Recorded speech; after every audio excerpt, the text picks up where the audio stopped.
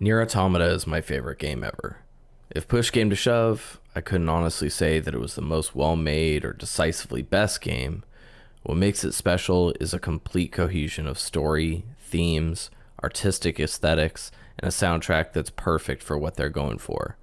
The combat's incredibly fun and as deep as the effort you put in. If you want to just casually run through enemies while spamming combos, you could do so. If you choose to challenge yourself, you could be a weapon swapping, dodging, and enemy launching terror. I knew I was going to make this massive video, and I chose to play on normal so I could make the best time getting all this footage recorded. My first 100% playthrough on hard took me about 65 or 70 hours. On normal, I was able to do almost everything I did here and do the DLC content in a little over 40 hours. If you like a challenge, I'd recommend starting on hard and seeing how you feel. Unless you're my boy Lex, that is. I know you have vision issues, bro. If you want to give this a try, the easy mode in this game could be fairly accessible for you. It might be worth looking into. I won't go terribly in depth with the game's mechanics, but I will state plainly that this game plays like a dream. You get out of it what you put into it. I did a 3-hour video on NieR Replicant that got all junked up. The fact that I put forth the effort proves my passion for the material though. This is going to be another one of those deals. I'm sure if you clicked this video, you saw the length, so you know what you signed up for. Most likely, if you're here, then you've beaten the game, or you think you wouldn't play it, but you just want to see what's up. For those that have beaten it and just want to luxuriate over someone else gushing over their love for it, welcome. I've watched quite a few videos for a similar reason. For those that haven't played it, before you watch my long-ass video, allow me to do a quick sales pitch. There are some that see an elegant yet scantily clad anime girl and they're immediately out. Firstly, what's it like being a Puritan? Come to the dark side. We have a good time over here. Secondly, in spite of the fact that they're surely luring a male gaze with a female android attire, the characters and writing are surprisingly deep. This is not an example of a game that's all style and no substance. The style lured me in, but the substance is what inspired me to write this monster script. I was initially under the impression that this was going to be a character action game like Bayonetta when I pre-ordered it. I had recently played it years after its initial release and really enjoyed it. I heard that Platinum Games was making a new game, and I wanted in. Many other people got this mistaken impression as well. Yes, this was made by Platinum Games and it has great combat, but this is a Square Enix JRPG first and foremost. There will be some of the anime tropes that someone might be inclined to avoid. I highly recommend pushing past this concern as there is so much here to love. In regards to the world, I struggle to define whether or not it's truly open world or not. It lies somewhere at the boundaries between a truly open world and a hub-based game. Don't let traditional genre definitions get in the way of a good time. Basically, if you're one of the undecided, maybe watch for a while and see if I can inspire some interest. I'm gonna import my script directly for YouTube subtitles for those that want those. I have to warn you that I type these up furiously as the thoughts come and my punctuation can truly suffer. And capitalization. Sorry if this hampers the appearance of the subtitles, but at least they will be accurate to the words as opposed to the ones automatically generated by YouTube. I also am going to make an attempt to add timestamps as well if you want to skip around or leave and come back in the right place. Then again, I still can't figure out how to make those community posts, so I might fail in this endeavor as well. What can I say? I'm not a real YouTuber here. In the main menu, there's a cutscene that will start before you've ever played a second of the game. This actually has intense story spoilers nestled in it, but you lack the context to truly understand that. I considered showing that cutscene here, but decided against it. I'll discuss gameplay and my opinions on the game at times, but this isn't a review. This is about the story. I know this will be crazy long, so feel free to jump in and out or listen to it like a podcast. I've edited the story in sequence, but I've pretty thoroughly covered the main story events with my script for a listener as well. In fact, I'm about to completely and thoroughly discuss the story of NieR Automata, and so therefore it will be nothing but spoilers. I'm also going to include major spoilers from NieR Replicant to add context to the events of the game.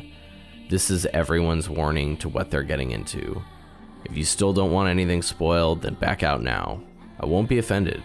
I want as many people to play this as possible. I just think it'll be hard to add depth to my commentary on certain events or characters, avoiding these spoilers. Also, as a warning, this is my interpretation of events that I experienced as a player of these two games. I did not explore some of the materials like stage plays outside of the games proper. One more thing of note before I continue, I played the Steam version of this game. It was notorious for running terribly, and there was a fan-made mod named FarMod to fix its issues. It's been subsequently fixed, and it runs pretty well by all accounts. I nonetheless installed the FarMod so I could run some HD texture mods, which really dressed up the environments.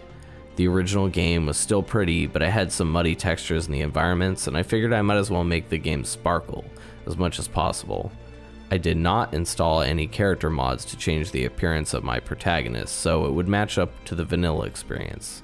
I can always do that years down the line when I inevitably come back to play the game in 5 years. If you're afraid of modding or simply don't want to do so, then have no fear. It's no longer a requirement on PC. I played this before on a base PS4 and it had a few hitches, but it mostly ran pretty well, so any other modern console port will treat you just fine. When you see some giant gaudy trophy notification pop up, the mod is the reason for that. With that disclosure out of the way, for those who remain, buckle up and grab some tissues. Everything that lives is designed to end. We are perpetually trapped in a never-ending spiral of life and death. Is this a curse? Or some kind of punishment? I often think about the God who blessed us with this cryptic puzzle, and wonder if we'll ever have the chance to kill him. Chances are, if you watch anything about this game, you'll have encountered this opening. You as the player will die and respawn. 2B will die and respawn, and thus the spiral of life and death is truly literal in this game. When your character dies in NieR Automata, it's canonical. A new android with her memories will be sent back into the game world. The god she mentions? Well, maybe that's a thought for later.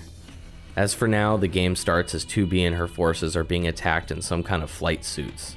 Gameplay will shift from a vertical shooter to a horizontal shooter, and everywhere in between.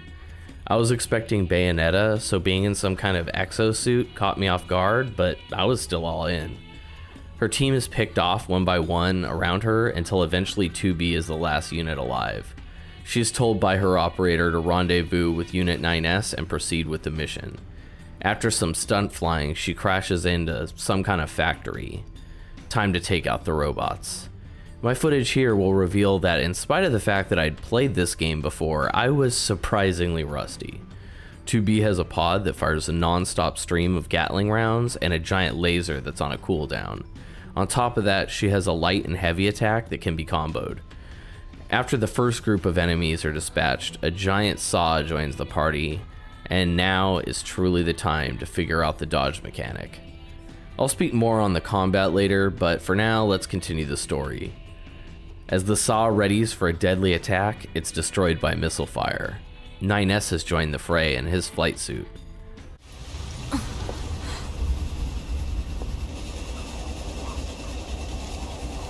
Better make sure he's actually dead next time. That was dangerous, man. He's here to provide support, and 2B is the combat unit here. Time to continue deeper into the factory. This early area gives us an idea of what this post-apocalyptic world is like. Everything is covered in rust and signs of decay. Graphically, the game is definitely not a technical showpiece, but it has a kind of distinct artistic vision that I find very appealing. The character designs are so interesting and different. On the technical side, what I find most impressive is the animation work. 2B's design is beautiful and she's dressed elegantly and scandalously at the same time. What really brings her to life though is her fluid movement. Her movements are graceful no matter her actions. The way she runs and swings her swords. After combat, she'll walk... How do I put this delicately? She accentuates her femininity. The animations are incredibly fluid, and it's a stark contrast to her robot foes who are something akin to walking trash cans. 9S informs 2B that this facility was once a human weapons factory.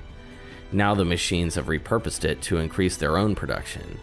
Deeper in the factory, the perspective changes once again to a top-down view, and somehow the combat seems just as fluid and just as intuitive. I can think of no other games outside of the NieR universe that do something like this. At the very least, I could say easily no one has done this as effectively. The evade window to initiate a perfect dodge is very generous and will give you invincibility frames to dodge almost any attack. They also graciously allow input canceling, so if you're mid-attack, you can dodge at the last second or switch from a light combo to a heavy down attack mid-air. Everything's smooth as silk. No complaints from me. I'll get on with the story now, but as someone who's constantly playing games for the story with many nitpicks about the gameplay, I'm happy to tell you that gameplay will not be one of my complaints here. Once outside, 2B remarks upon the birds flying around. 9S replies that the environment has changed and plants and wildlife are returning to the planet. Based on what you will soon see, I would amend that to retaking the planet. Well, it seems like Command really screwed us on this one. No Goliath in sight. Aw, shit. Pure Platinum Games goodness here. They do spectacle fights, and this is a good one.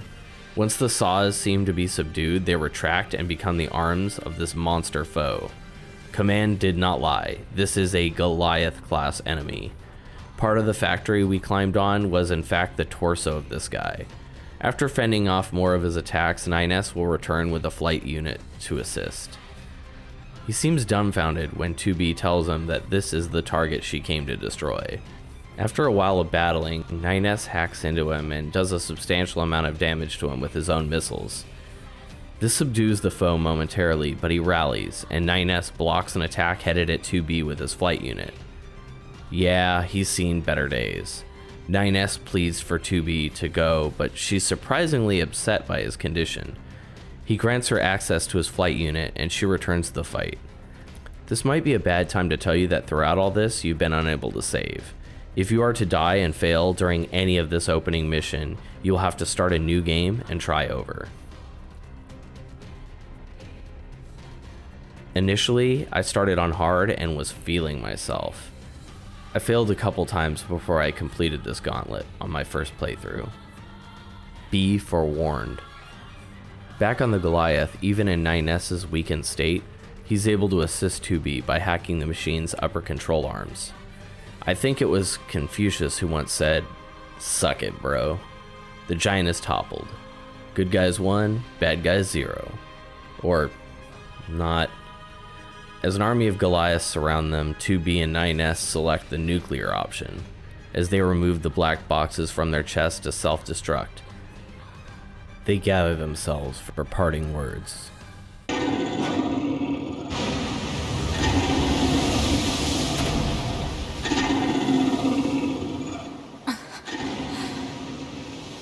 I don't imagine that this is going to end well. The black box. It's ready. Right.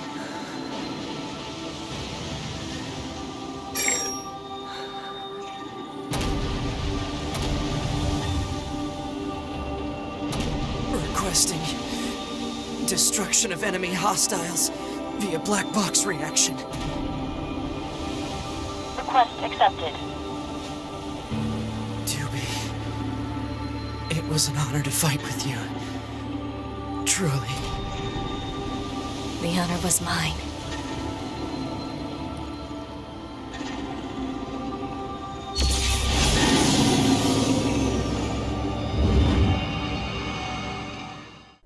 What an intro, right?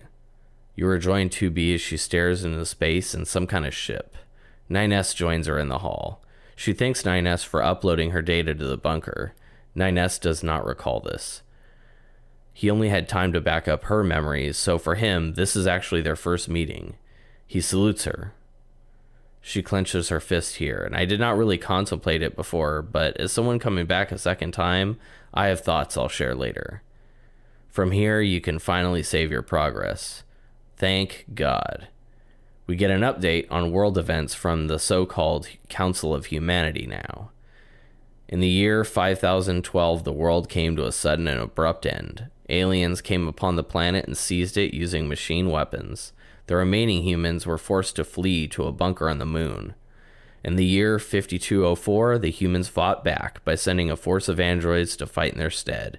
2B and 9S are participants in this war, a part of Project Yorha, the army of androids fighting for the survival of humanity through inhuman means. Throughout the game, you'll get radio messages from the moon bunker. You'll get emails at terminals throughout the world with updates, but your android command in the space bunker will be your direct point of contact. At this point, 2B is awakened by 9S. Now is a good time to talk about immersion. I hate the term. Often people cite some graphical prompt or something that takes them out of the experience. I'm usually one that generally steers clear of even using that term because I'm well aware that I'm playing the game. In this sequence, 9S is talking to 2B about her settings. And this is also a sequence that allows you as the player to set your own screen brightness, audio levels, and even enable her self-destruct function. In menu, they're combining the in-game world with your game experience. This is not even the beginning of it, however. 2B has plug-in chips. For you, as the player, these are gameplay upgrades. Things like weapon speed and health upgrades. Later, some of these chips also give you gameplay upgrades like slowing down time when you perfect dodge or auto picking up items. These chips also include your HUD elements, the minimap, and even your damage number displays. Later, you can decide to forego some of these and allow for more gameplay advantages. This is immersion. There will be more I'll add to this discussion as I continue, but this game does things with video game storytelling that I've never seen before, and it's incredibly successful because of it. After 2B is finished with her check-in from 9S, you're free to move about the cabin. I use this opportunity to remove my OS chip. This initiates the first of the 26 endings you've likely heard about. Ending T, Fatal Error. With her chip removed, 2B died. Simple as that. Let's try testing out that self-destruct function, huh? Somewhere in the depths of space, the commander still floats about with a stern look on her face. This is ending U, debunked. I won't be showing you all of the 26 endings like this, but these are 2 early examples. For those expecting 26 endings means playing the game 26 times, you can consider yourself corrected. Often, if you have an important task and you go off script, you can trigger some of these endings. I was often amused by them when I didn't lose half an hour of progress.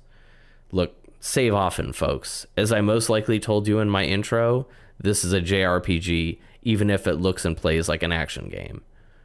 Moving on. The next course of action will be to return to the planet's surface to rendezvous with the resistance already established on the planet. 2B and 9S take off in their flight suits from the hangar. 9S questions why a combat model like 2B was sent to the surface when he's a scanner model that's perfect for a recon job. 2B doesn't even question the logic and proceeds. More flight suit combat is okay by me. They settle in a ways from the camp and keep their flight suits hidden and make their way to the city ruins. I'll repeat what I said before now. From a technological perspective, this game is not groundbreaking, but the setting is stunning to me. Nature is taking back a ruined cityscape. Trees jut through buildings, and the walls of all the giant buildings stand like skeletons of their prior forms. I love it. The machines in this area are not hostile, which is peculiar. 9S notes this, but doesn't speculate on why this is.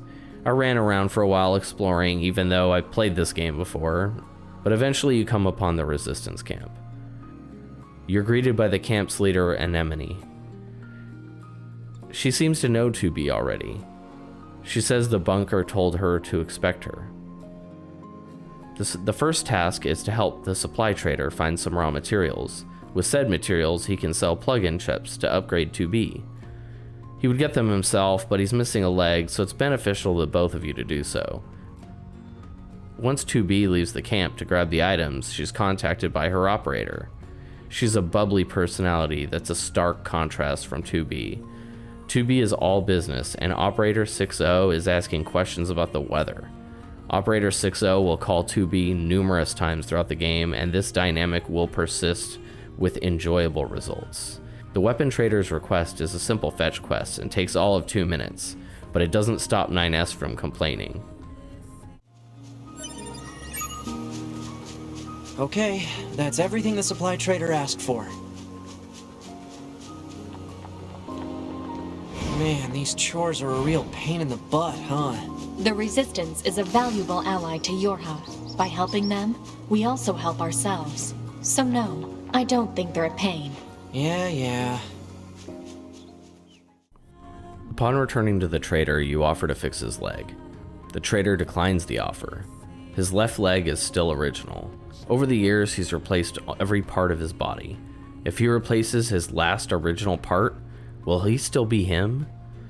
That seems fair enough. The androids don't understand his logic or attachment to his sense of original self. After another small task for the weapons trader, an enemy requests you investigate some machines in the desert. Now might be a good time to address the map. It's blocky? Not always terribly helpful, to be sure. 9S clarifies at one point that it's based off of satellite imagery and is therefore not always clearly defined. I love it. Every gameplay element has some sort of thematic story explanation. The music from the city ruins dies down as you approach the desert. Once inside the desert area proper, a new theme greets you. Along with it is a new call from the Council of Humanity, and it thanks you for your war effort. Several 100,000 humans want to come home from the moon. Glory to mankind. 9S remarks these council broadcasts are always so stiff. The desert theme is perfection. It's super unique, and I find it hard to describe other than it's haunting. After some exploring, you're caught in an impasse. You can travel no further. Thankfully, a character named Jackass is on site waiting to destroy the barrier blocking your path. She's a bit of a wild card. Continuing down the path leads to the heart of the desert. It's a vast open space that's predominantly giant sand dunes. The deeper you go into the desert, the more present the music gets. Someone played Journey because sliding down these dunes is very reminiscent. Machines are jumping out from the sand and ambushing the pair from Yorha. They're wearing strange masks and are showing some signs of sentience. Those who have played NieR Gestalt or Replicant will know what these masks are referenced to, but new players like my first run won't think too much of it. These machines are talking. One might even say they sound fearful. That's something a player will take note of. The Yorha soldiers dismissed this behavior. I stumbled across a group of these suicide bombers which scream like this.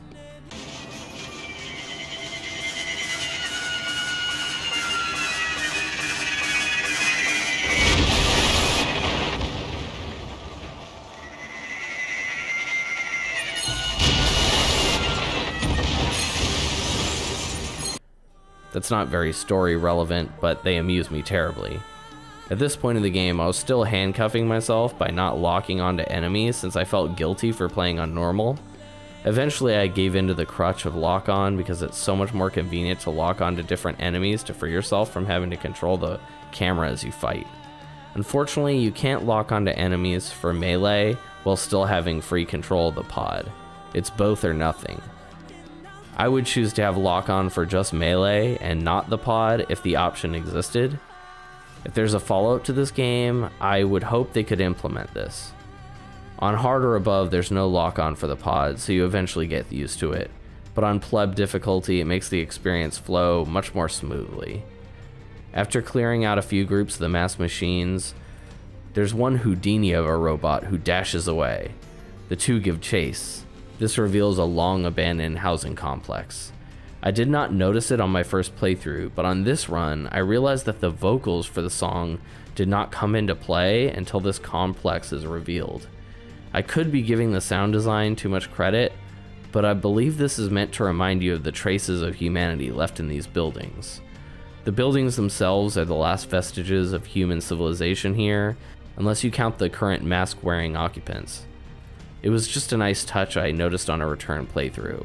I ripped the soundtrack straight off my CDs to use for this video, and I don't have the purely instrumental version.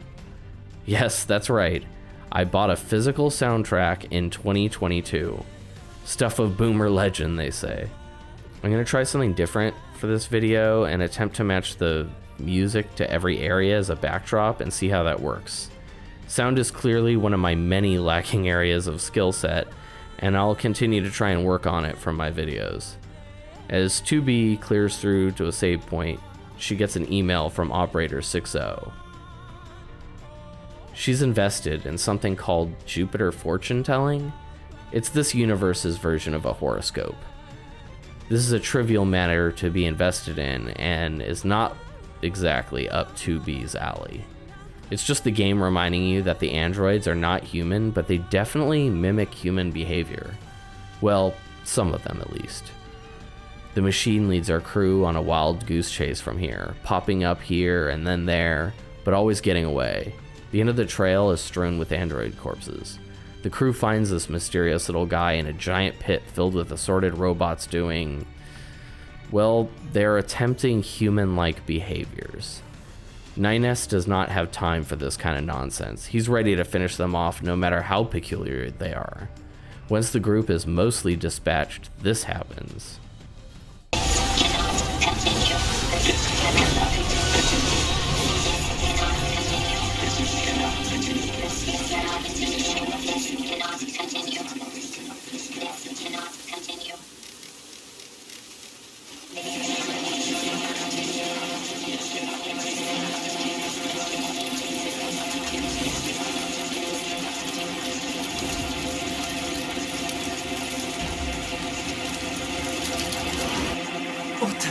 What's happening?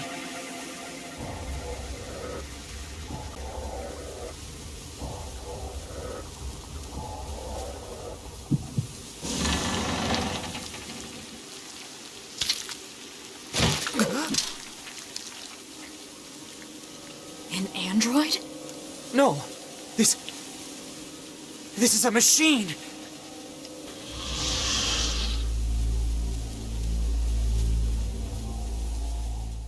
At first, the machine just stands there and takes his punishment. Slowly, he starts to respond and fight back. For a newborn, he has pretty sick skills. Again, this music slams. After a couple phases with him gradually evolving his tactics, he's eventually felled. Well, sort of. The giant pit starts crumbling around them, and 2B and NieR are forced to flee. Meanwhile, the machine carries his former shell away. I'm sure we probably will never see that guy again. Once reaching the surface, NieR and 2B report back to command and inform them of this new human-like machine. Time to return to the resistance camp and restock on supplies before moving forward. Anemone is gracious enough to give a room to 2B and NieR to rest in, but there isn't much time for that as you receive a transmission that there are some missing Yorha members who've had their black box locations pinged nearby. The path leads us through some sewers. Remember me talking about the smooth animations? Look at how gracefully 2B descends this ladder. Smooth as butter, man. New players might want to fish in the sewer water. You might find an interesting surprise in there. Wink wink. Oh yeah, I didn't bring up fishing, but frankly there's tons of footage of me getting distracted and fishing at every body of water in the game. It's a problem, man. There's no long-winded Fisherman's Gambit questline in NieR Replicant, but it's once again a great moneymaker for the early game. Once outside of the sewers, the crew stumbles into quite a scene.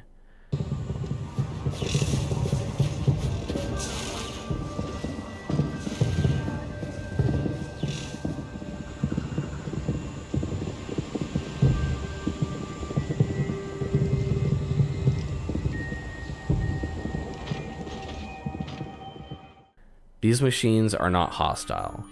That understates the situation. These machines are quite friendly and celebratory. My first run, I started fighting them at first, only to realize that I was destroying friendly machines. The ruins of this amusement park remind me of somewhere, but I can't quite put my finger on it. Once again, the music is perfection. Much like the soundtrack to Replicant, my senses are easily manipulated by the melodies. This track is not only perfect for an amusement park, but just for a sense of general contentment. The main gate is locked, so 2B and NieR go off the beaten path. 9S is getting signals from the android black boxes behind the gate. Before crossing over a wall, a nearby machine warns us there are broken and dangerous machines nearby. Once on the other side, you're greeted by a tank shooting balloons out. Based on your last interaction, you'll likely be prone to attack this tank. For purposes of demonstration, I destroyed the tank on my first run. However, much like the machines at the main gate, it will not actually become hostile to you until it's attacked. I felt guilt somewhere deep inside for killing this poor thing. They just wanted to play and celebrate. Once destroyed, it leaves behind a machine core that looks like a crystal. The pod informs you that it's similar in structure to a plant cell. Interesting. Our next stop is the roller coaster. 9S tells 2B that his friends call him Nines. She politely declines calling him by that name without any real explanation why. My first playthrough, when I jumped on the roller coaster and started fighting on top of it, I truly fell in love with this game. The jubilant amusement park theme playing behind me as I destroyed robots from the top of a moving roller coaster was just something special and completely unique to NieR. Once the ride ends though, the music slowly fades away and we drop into some kind of theater. At this point, I'm gonna ask that you please play this game with headphones as the sound is amazing. If you're listening to this video like a podcast or something and have the option, probably don some right now because this segment is transcendent.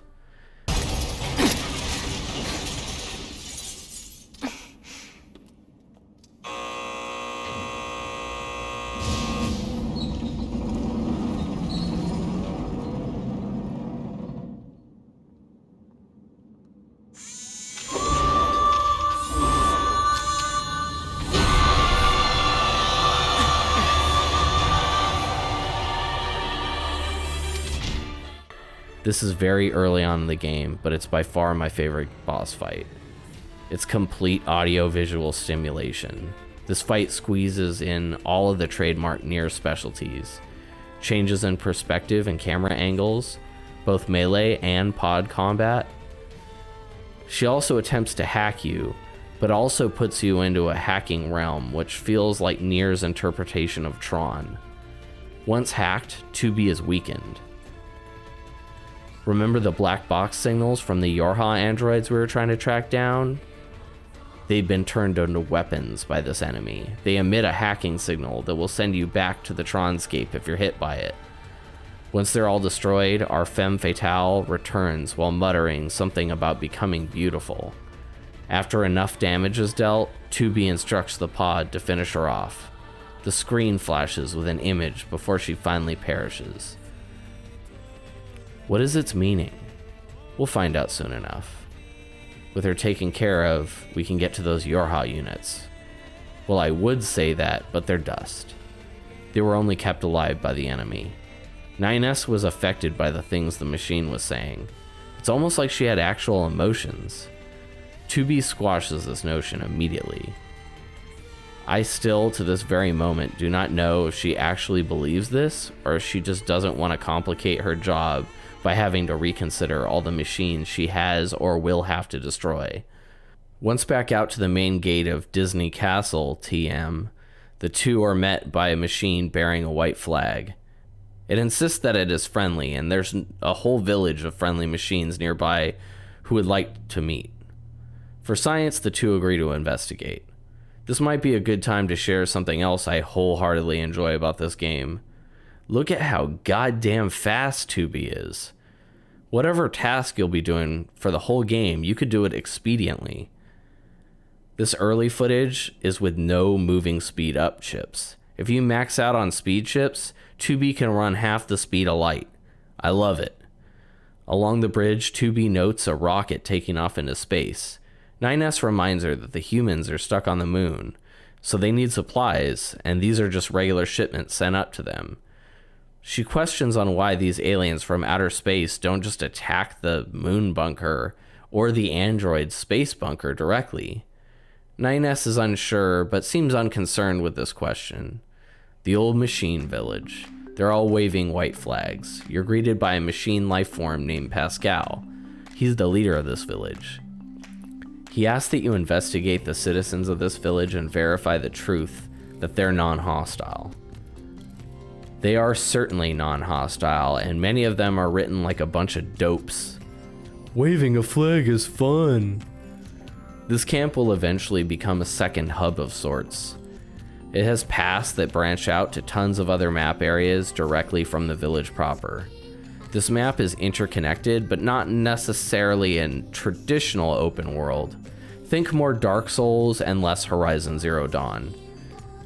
All of the map can be traversed in one go, but it has tunnels and gates or things that act as a partition for the areas. One of the members of the camp has a silly hat and looks familiar for some reason. His name is Jean Paul.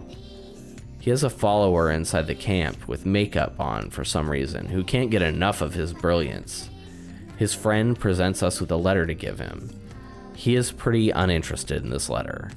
He is more interested in his philosophical viewpoint.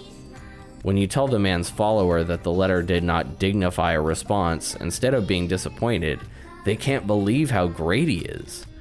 Of course I'm not worthy of a response. He's so amazing. There are more followers to find. One of such, as it turns out, is by the main gate of the amusement park. On the way there, 2B is contacted by Operator 60.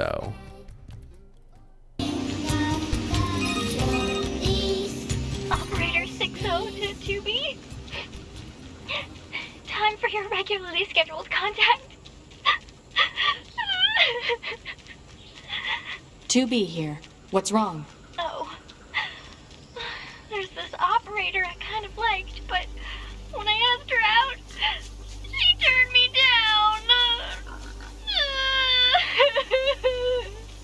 Honestly, 2B, I don't know how I'm supposed to go on living. I am definitely not the person to discuss this with. I don't think I can stand spending one more day in this bunker. You leaving would be bad for me. It would affect mission efficiency. Are you saying you need me, 2B? All Model B combat units require the assistance of an operator. So, 2B?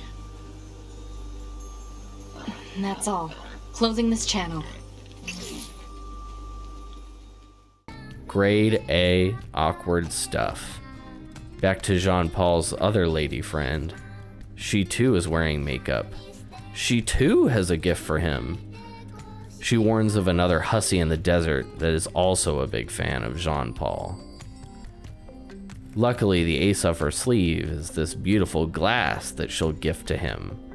Of course, to Jean Paul, this glass is but a mere trifle. Surely this follower will get the memo. Such insight, such truth. No, she's as brainwashed as the other one.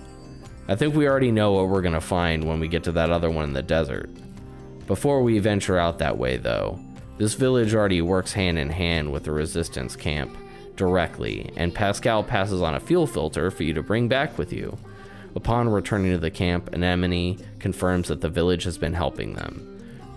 They are a resistance force after all, and they need all the help they can get. Pascal calls 2B directly and lets her know that the two of them are welcome in the village from here on out. I've been delaying speaking on side quests, and in-game I delayed in doing them somewhat unnaturally, to be honest. I knew from my prior run exactly when quick travel is unlocked, and I was saving for that moment. Much like in my NieR Replicant video, I'll speak on the side content in batches. For now though, I'll mention that Operator 60 requests that we fetch some parts to improve the network environment around the camp. In this playthrough, I had already collected all the necessary components just from killing all the enemies I had thus far. I turned it into Anemone, and she gave me a reward for doing so, in spite of the fact that it's most likely against regulations.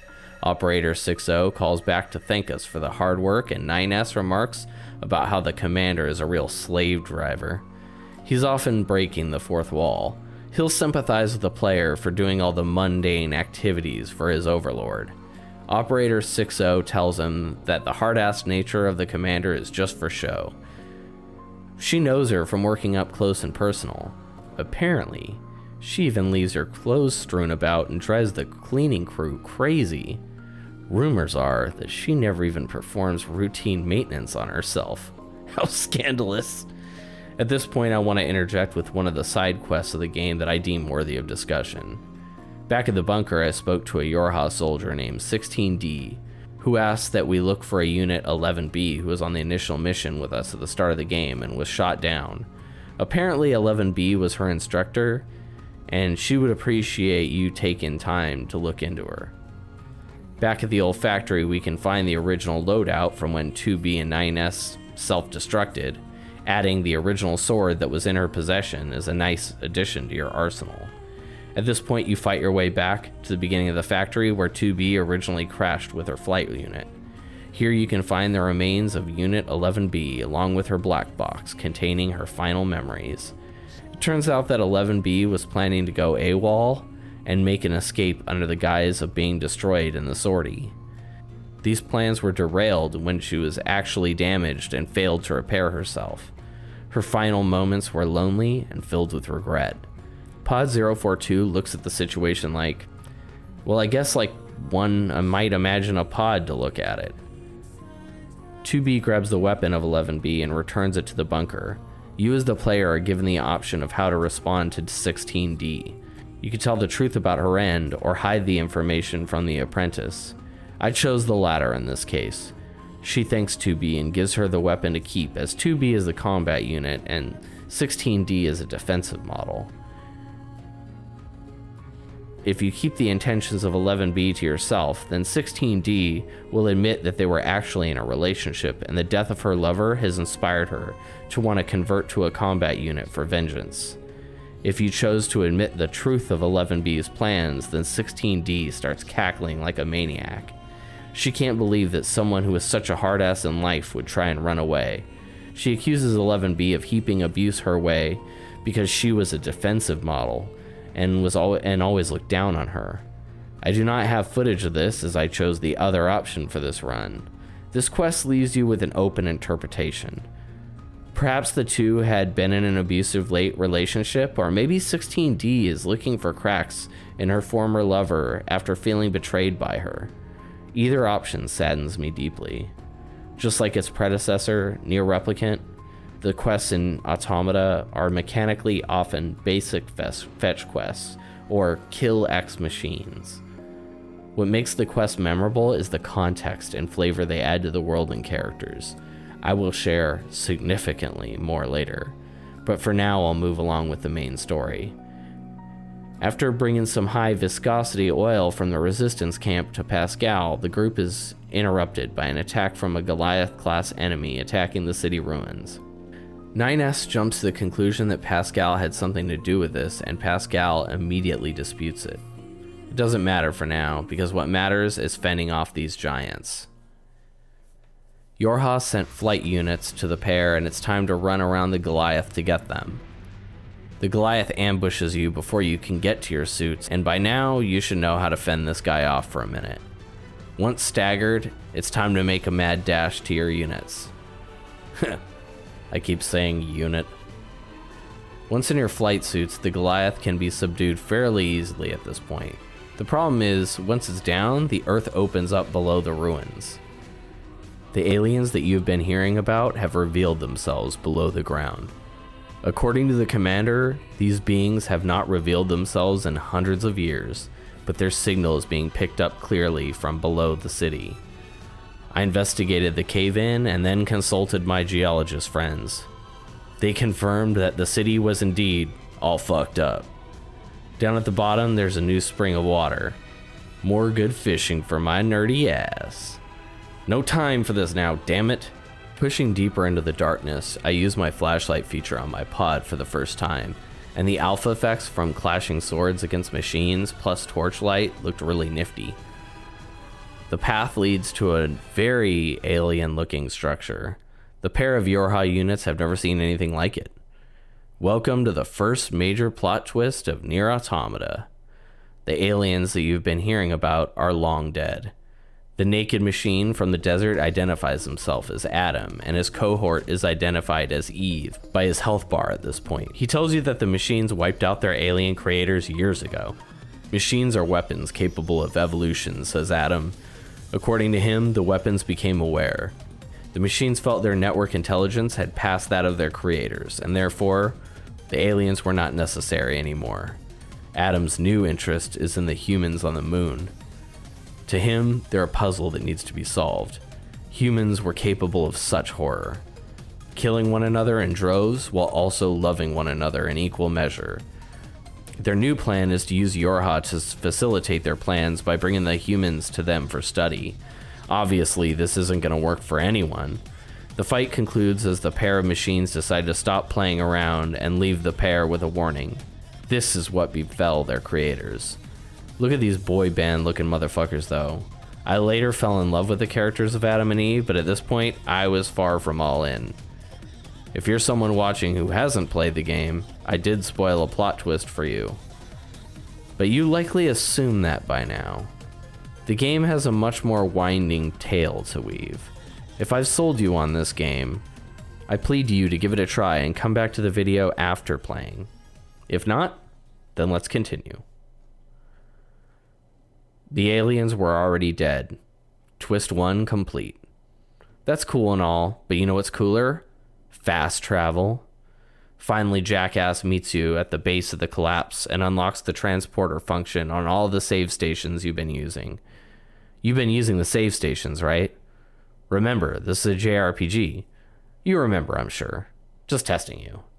The transporter is basically a vending machine that poops out a fresh body with 2B's memories that were uploaded from the bunker into them. In-game, this is a means to travel quickly all over the map. But every time she comes out, she is actually a slightly different 2B than you last encountered.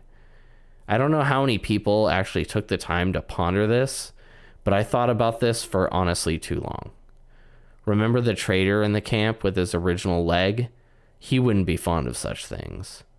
Never mind that. Now I was untethered. Before moving on with the game proper, I went crazy doing side quests with my newfound freedom. This will be my first segment on the Route A side quest that I found memorable. For the uninitiated, Route A is the current playthrough that you do until you reach your first ending. True ending. Future routes will be elaborated down the line. Wink wink, nudge nudge, say no more. Firstly, I returned to visit our old friend Jean-Paul's last admirer. She's adorned in a pink machine hijab of sorts. Maybe it's a shawl? Look, they're machines that look like they're walking trash cans wearing clothing here. My precision on the subject is suspect. She, like the other admirers, also had a gift to give him. She hands to be a machine fossil. This sounds like a nice gift for a man in a constant pursuit of knowledge, right? He literally calls this item junk. 2B and 9S take it upon themselves to let these admirers know what kind of man Jean-Paul really is. Of course, their obsession remains. No help for the helpless, I suppose. Upon returning to confront him, Jean-Paul has left the village on a journey to find himself. He left a letter for the Yorha androids that reads as follows: "I've left to seek the truth of the world. Throw that trash away. I am not, nor have I ever been, a student of philosophy. There are tons of references to both philosophies and philosophers in the story of NieR Automata. Jean-Paul is very clearly Jean-Paul Sartre." I'm already dreading reading that pronunciation into a microphone, just writing that. He was an existentialist, and perhaps I was just imagining it, but it seems to me that this game is poking fun at his sense of priorities. This machine is so fixated on his own quest for knowledge that he's missing the forest for the trees. Also, I believe it's more sinister than just naivete that causes him to lead the female machines on. I'll have more to say when I have more context to work off of from Route B. Jackass had me run through a couple combat challenges in the interest of science. This was still early game, so my combat chops weren't really up to snuff yet. Some of the side quests will give the interested a chance to really test their mettle. I was kind of going through the motions on my main quest, as the footage will likely demonstrate. Clearing a small group of level appropriate enemies without getting hit woke me up, and got me ready to take the combat more seriously for the rest of the game. Do these for your own self-benefit to keep you invested in the combat, or play on hard and don't be a wiener like me on this run. At the amusement park, they're handing out a reward for anyone who collects all the stamps for visiting all the attractions. This mainly entails walking around and talking to most of the people at the park. Back at the stage where you fought the beautiful boss, they're performing Romeo and Juliet.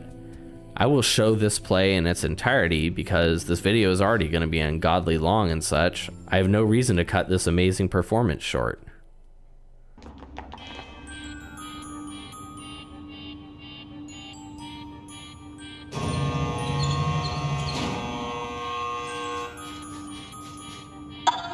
Romeo, Romeo, wherefore art thou, Romeo? Juliet, Juliet, wherefore art thou, Juliet?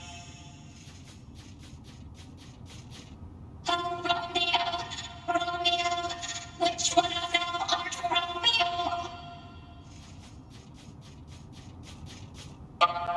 Juliet, Juliet, I am not overly sure. Oh, Romeo, Romeo, then let us call thy numbers. Juliet, Juliet, then I shall take thy life. Die, Romeo, thou stupid asshole. I shall make thee a good potato. I shall make thee taste the dirt. Die. Destroy. I'll kill thee. Die, die, die. I'll tear the shit out of thee. Be gone from this world forever, wench. Leech thy down, oh wretched man. Piss it off.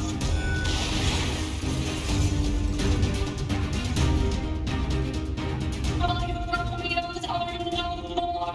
I have slain them each and all. I must join them anon.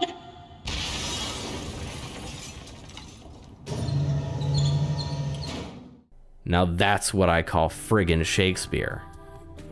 At one point, a man asks you to recover some plug-in chips for him. He knows that Yorha units are likely to be capable of recovering these items for him. After you do so, Pod informs you that you have a call from command.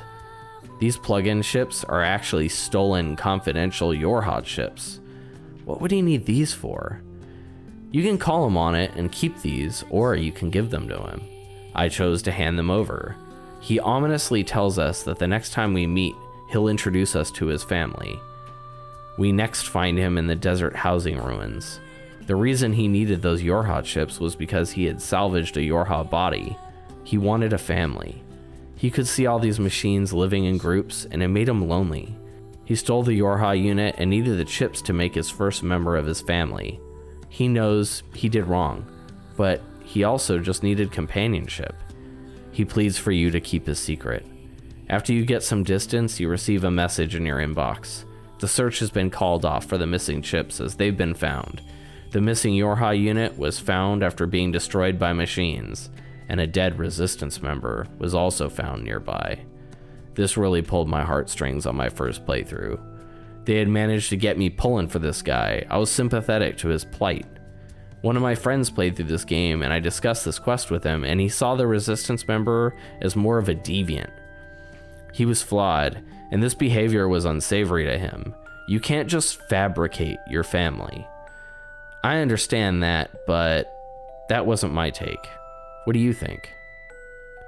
There's a resistance member at the camp who has a friend that went missing in the desert. As you can imagine, you find her corpse surrounded by machines screaming, "Kill, kill, kill," at you. Once you destroy the machine, 2B asks the pod to analyze the machine.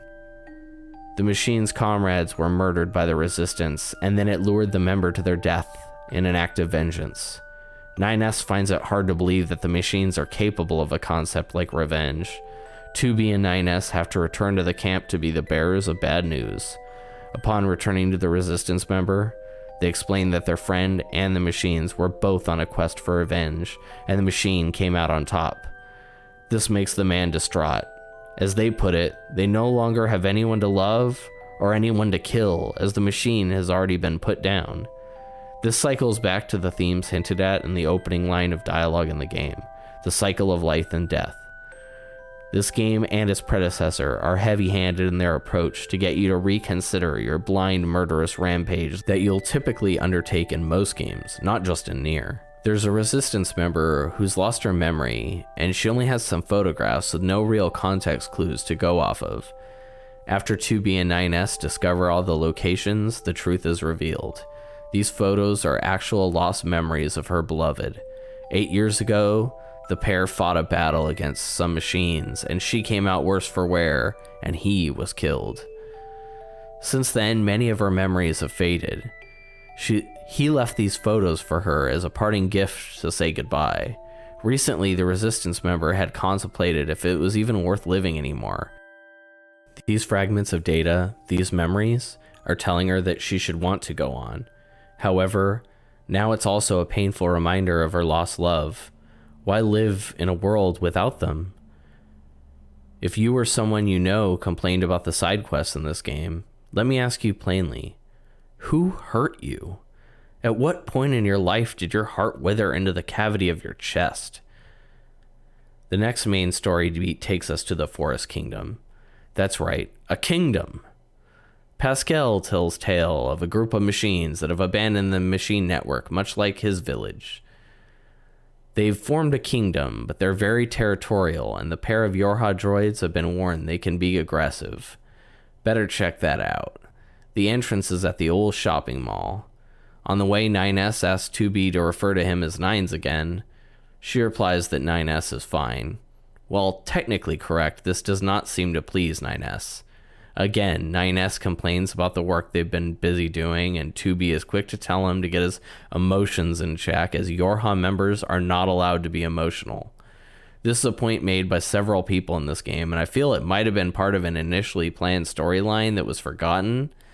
At this point of the game, it's very clear that very few machines or androids avoid becoming emotional.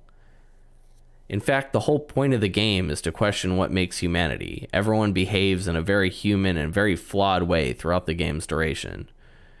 This is one of the very few criticisms that I'll have in this video, and I make this criticism with very little conviction. Inside the commercialist facility, they're beset by enemies while looking for an entrance to the kingdom. The last of these enemies attempts to flee, and this happens. It's going to explode!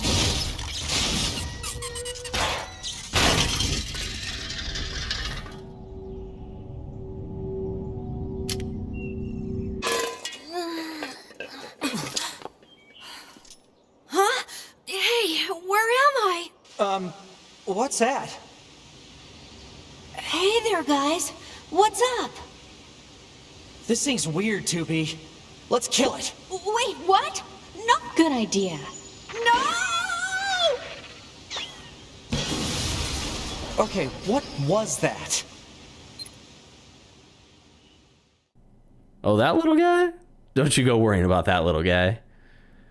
Pascal was not lying about the denizens of the forest. They charge into battle on sight of strangers while screaming about fighting for their king. It's adorable, really. The forest area is beautiful, and the music here is another haunting stunner. In case you can't tell, the music in these games gets to me. It'd be easy enough to note that every track is a masterpiece and call it a day, but I just can't get myself to leave it at that. Deep into the forest and past a giant gorge awaits an old decrepit castle. Again, the gameplay shifts into a 2D plane, and you're exploring a game that feels much more like a Castlevania game than you might be expecting. As 2B and 9S push deeper into the castle, this happens. Watch out for hostile enemies, 2B. Roger that, 9... Huh? Wait, what did you just say? Roger that, 9S. Wait, no, that's not what you said. You said nines, or at least something close to. Cut the chatter and engage the enemy. Ah. At this point in the journey, he's starting to break through to her just a bit. Slowly, she started to become more friendly to him. Okay, maybe not friendly, but not as businesslike. On occasion, she'll chime in on his little sidebars even. It warms the heart. So I continued to the end of a path which led to an altar, maybe a former throne. Only there's no wise king machine in its place, but an egg baby machine. 2B and 9S don't have long to contemplate the strange scene, as the baby's life is quickly ended by an unknown Yorha android. Command calls to notify you that this is A2, a wanted Yorha unit. Command wants her dispatched immediately. After doing enough damage, she just mantles up a ledge, and before she takes leave, 9S asks her why she would betray them. A2 ominously replies that Yorha was the one who has betrayed them. She then takes a leap of faith off the ramparts of the castle and makes a grand escape. 2B and 9S have questions about her, and they want it answered off the books. Sadly, while Pascal is aware of A2's existence, he does not have any real additional insights into A2 to share. For now, we'll put our questions aside about A2. Anemone gives us a task down at the shoreline of the flooded city. There's a stockpile of missiles waiting to be loaded on a carrier, and she'd like us to be on guard duty. Seems like an inconspicuous task. Surely nothing large is gonna pop off there. To the flooded city. Hot tip. If you're new to playing this game, you just want to cross a great distance like this, the best combo for doing so is to tap jump, jump, pod, and dash. To extend just a tad further, you can also do a light combo swing with a short sword. On a PlayStation controller, this is X, X, R1, R2 by default, and it's A, right bumper, and right trigger on an Xbox controller. This is probably unnecessary to add to a video like this, but there's no actual tutorial for this maneuver, and I figured it out on accident. This might be helpful to somebody anyways. Once the foes near the missile are destroyed, a call comes in from command. A carrier ship is under attack by a coordinated effort of machines. Flight units are dispatched immediately, and chase is on the case. That's a me having kids joke. Sometimes if you don't laugh, you'll cry. These shooter segments really break the monotony of the game. The standard hack and slash combat is already so satisfying, but this game never stops there. The backdrop of the naval battle in the background really helps step up the mood a notch too. After taking out a massive Goliath ship, the battle surely seems to be shifting the way of the androids. Glory to mankind! Wait, something's on the radar. It's Mega Maid! She's gone from suck to blow! I'll stop with the terrible references now. This massive machine has risen from the depths, and it's gonna be a real problem. Operator 60 says Command wants to launch a satellite strike on the giant, but they can't do it because of the electromagnetic camouflage. This is the first signs of a real change in her, and you can see 9S's impact on her when she replies, "Oh, is that all?" Pada informs us that there was one sighting of this thing on record 320 years ago. Once it reached land, it unleashed a devastating EMP attack, and all resistance was destroyed. It had not been seen since. Once the camouflage is removed, the Goliath is struck by a blast from the sky, but it does nothing as its body has a giant shield protecting it. 9S has an idea of how to take it out though. Back at the shoreline, 2B and 9S line up a shot with a close range and mortar fire. His body may be protected, but his dumb open mouth seems like a pretty good target. A couple shots should do it. Well, sort of. Now he's mad. He launches an EMP attack, but 2B is protected briefly by 9S. Pascal is here to prove his worth as he shows up with flight units safely under his control. Pascal is old enough to actually remember this machine. He was still part of the machine network when the beast was last unleashed. Once it reached land, it went out of control. The machines eventually marooned it deep inside the ocean, but it's apparently found its way back. 9S has an idea and takes off. Pod 042 is savage and wants to immediately report him as a deserter. 2B has a bit more faith in them than that at this point though. 2B's in charge of taking care of an EMP emitter on his back, and this frees up 9S to shoot him from land. This whole battle is just another great Platinum game set piece. Music bumping some get hype epic stuff, bullets from both you and your foe, and a giant Goliath glimmering with electricity behind you is pretty memorable. Once the barriers are down, the strike comes from the shoreline and a shockwave hits everyone. The shot of the bunker with the operators and the commander scrambling to assemble a rescue team for the missing Yorha members shows that the commander does actually care. Operator 6-0 is also truly grateful to find 2B alive. She's awoken 8 hours since the strike occurred. 2B prioritizes checking the Yorha bodies around the shoreline to see if she can find 9S. Pod 042 recommends the use of a dynamic scanner to find the weaker black box signals from the androids and says he can find one at the resistance camp. Well, hell, I know where that is. Asking Anemone for this item will lead you to two red-haired twins named Devla and Popola. My first time through this game, I had not played NieR Replicant. This time, I started a slow clap when I heard their names for the first time. I'll have much to say about the pair, but I'll say it as the information comes up in-game. So for now, they're just two twin android models who have a scanner for me. Devla is a bit of a surly customer at first, but she's amenable to your request and gives over the scanner to you without much fuss. Again, I want to say that I will come back to the twins later, but for now, our pressing concern is finding our scanner friend 9S. A Yorha unit on the beach saw his body fly somewhere towards the city ruins. This takes us back near the pit that took us to the aliens before. A door that was once closed is open now, and the path to it is strewn with android corpses. Pod warns us this could be an imminent ambush, and 2B replies simply that she doesn't care. This woman refused to call him Nines, damn it. She's really done a 180 now. This area is filled with the sounds of echoing piano music. It's like someone bought a model of a city but forgot to adorn it with anything that would bring it to life. More Yorha corpses are everywhere now. Guess who's back? Our old friend Adam awaits 2B. He monologues before the inevitable battle. He's fascinated by humankind and is taken to studying their history. The more he learns about them, the more charmed he is by their complexity. He's built this city in order to understand the humans. He posits that the core of humanity is conflict. He sees only our worst traits as our most defining characteristics. 2B tells him that he knows nothing of humanity. His ultimate goal is to capture the essence of humanity itself. He is from the machine network. This means that he is immortal. That means that he, as a machine, cannot even grasp the concept of death. In this moment, he severs his ties to the network, so this battle can give him the stakes he needs to grasp a human's fear of death. To taunt 2B, he reveals that he's been holding 9S captive. Good thing no one's there to tell on 2B, because she certainly does not have her emotions in check here, and Adam can sense it. This hate she feels towards him is what he believes is the defining essence of humans, and thus our final battle truly begins. This fight is really easy to time out.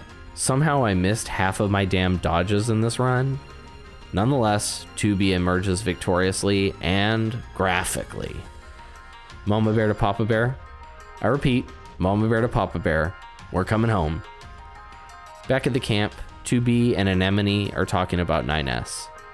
Anemone has obliged the request that 9S be sent to the bunker, body and all.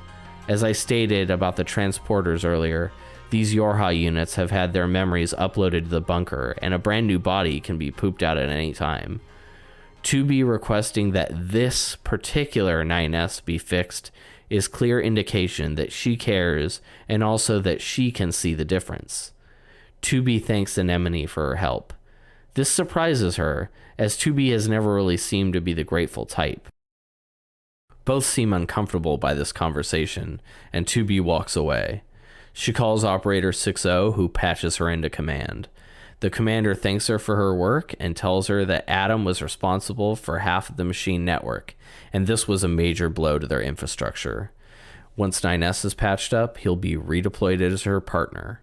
2B shows gratitude again for this gesture. In the meantime, Command would also like a further investigation into machine behavior. Time for another conversation with Pascal. He basically responds by saying, "Nope, nothing new here." Well, there is this group of machines from the abandoned factory area that have recently disconnected from the network who want to form a peace treaty with my village, but that doesn't seem like the kind of, hey, wait a minute. So 2B decides to go with Pascal to this meeting. Out in front of the factory, Pascal warns 2B to be careful as these machines are cut off from the network now.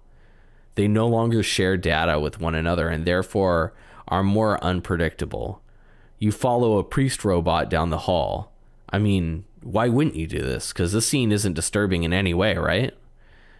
Pascal is pretty weirded out by this scenario in the elevator, and again, 2B is showing signs of softening up. I'll let this play out in full for you.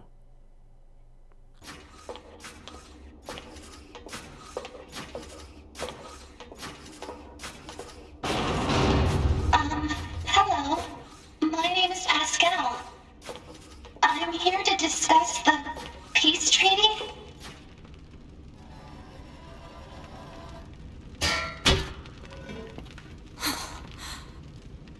His wondrous grace has become a god. His grace is a god.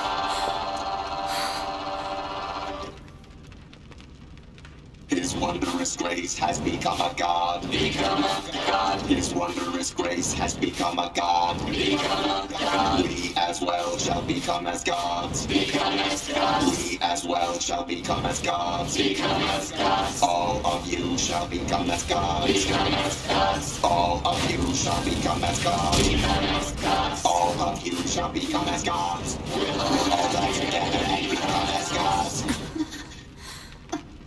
Oh dear. Unfortunately, communications with Command are jammed, so 2B is going to have to fight our way through this. You might notice time slowing down in this gameplay. I had equipped an overclock chip to 2B, so every perfect evade gives a brief moment of time dilation to either escape or dominate. It works great in situations where you're greatly outnumbered and might need a pause to get your bearings in a mass of bodies. I could have escaped sooner, but for once I decided to satiate my bloodlust and kill literally everything here. They think they will become as gods anyways. Give me your parts, fools. The enemies explode like a piñata filled with shinies in this game, and giant rooms filled with enemies feels like a shiny confetti to me. After getting on the elevator, 2B and Pascal are confronted by a machine when the doors open. It's 9S. He's commandeered a machine to get around from the bunker. He assures 2B that he'll hack the factory systems and assist her. For now, they part ways. The next room shows that not all of the machines have gone off the deep end. They're huddled together and scared. Henceforth, they'll be labeled as non-believers for those trying to avoid killing them, as I did. When spoken to, they'll say things like, "How could God allow this?" or something as simple as, "We won't become gods. I don't want to die." I had been through the factory numerous times at this point for assorted quests, so I was feeling untouchable. This new wing of the factory is angrier. No matter how strong you are, if you fail to avoid these presses, you'll find yourself backtracking to pick up your old body with your stuff.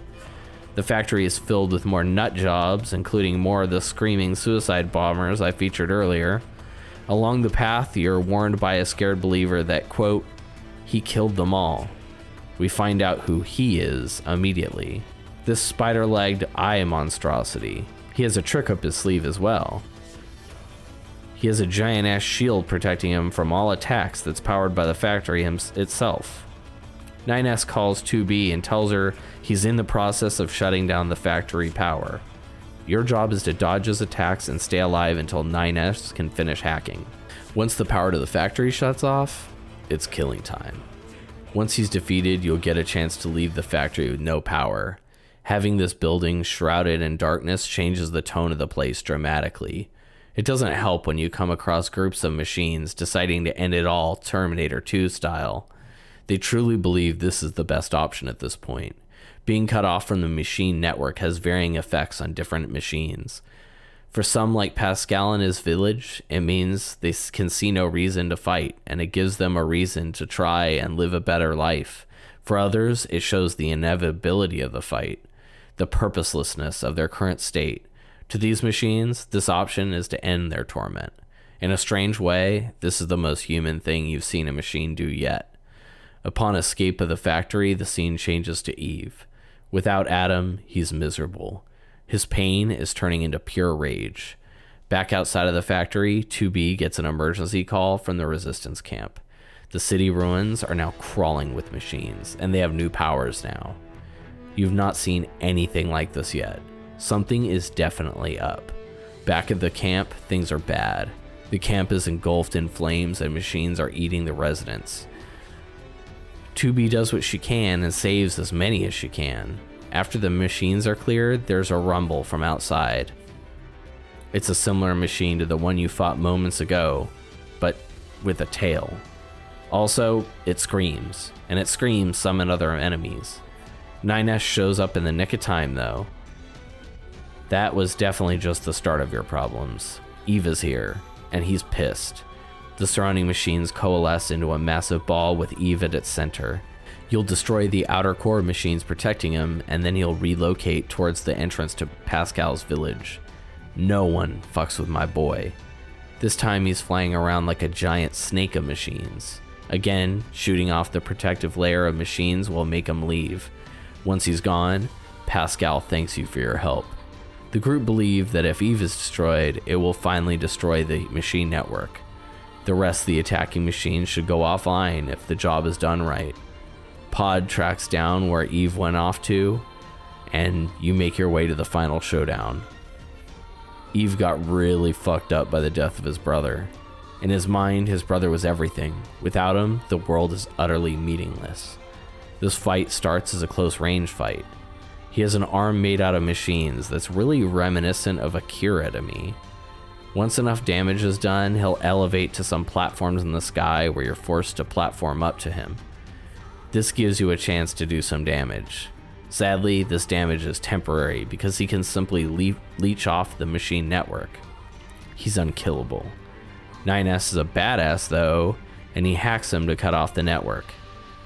He becomes vulnerable for just a moment, and 9S seizes it to strike. Man, this game is so stylish. After dodging all his bullets, he launches a desperation EMP attack that wipes out 2B's near-field control systems. No more melee attacks. After more damage, he wipes out her ability to use pod fire. She slowly stumbles up to him, only delivered the most gangster killing blow I've seen in some time. 9S got the worst of it though. He has glowing red eyes, telltale sign of the logic virus. He must have gotten it from hacking Eve. He tells 2B he can always upload his memories from the bunker, and 2B again makes the distinction that it truly wouldn't be him. As tragic as this is, he can't send his corrupted data back to the bunker. Something needs to be done. Please,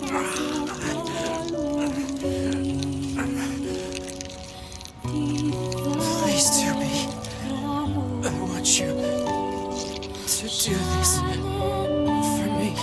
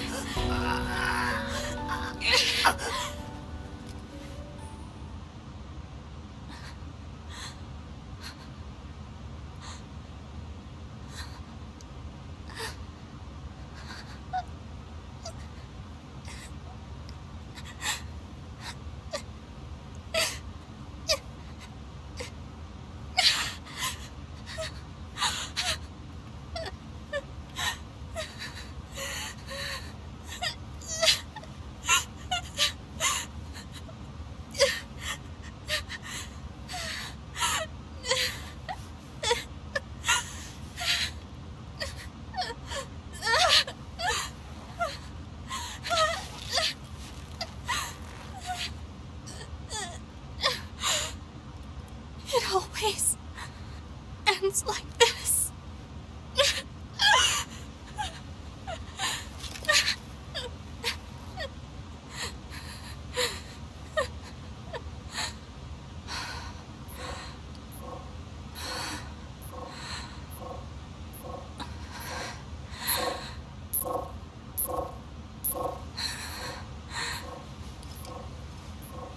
There's still some alive.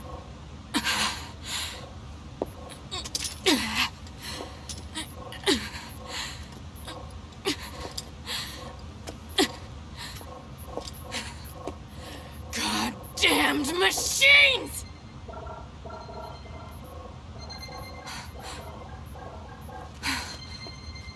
Is this a message?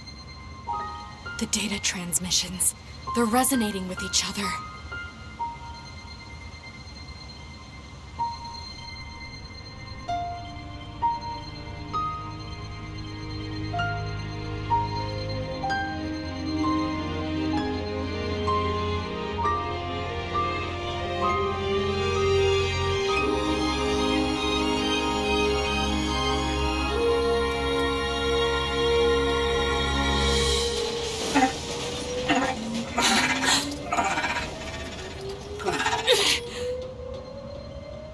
Wait a second, 2B.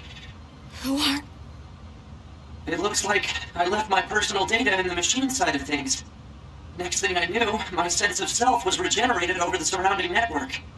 Having multiple selves fused together like this is a pretty valuable experience, so I wanted to record it. But I couldn't access any storage areas yet, so I just multiplexed it over the memories of some nearby enemies so that when I returned to my own body, Yes. I'm glad you're okay. Yeah. 2B speculates on what differentiates machines from androids, as they both have summoned twinkles of humanity. And with that, ending A has been achieved. The credits roll as a beautiful song called The Weight of the World is played. This version is in English. I will have more to say about this particular song later, but I'll kick that can down the road for now. There are likely more people who stop playing here as they rolled credits and think this game is complete. Once the credits are cleared, a notification from Square Enix pops up advising the player of Route B. They say that you have to play more to get the full NieR Automata experience, but that's really underselling it. If I didn't know any better, I might have been satisfied with what I got and stopped right there on an initial run if I was slightly less informed. That's likely a lie. I was heavily invested in the story at that point. As you could probably tell by the video length, there is much more story to tell. I loved Route A as I played it, but you are looking at the tip of the iceberg while the majority of the mass is still submerged and hidden from view. And now, I will proceed with Route B.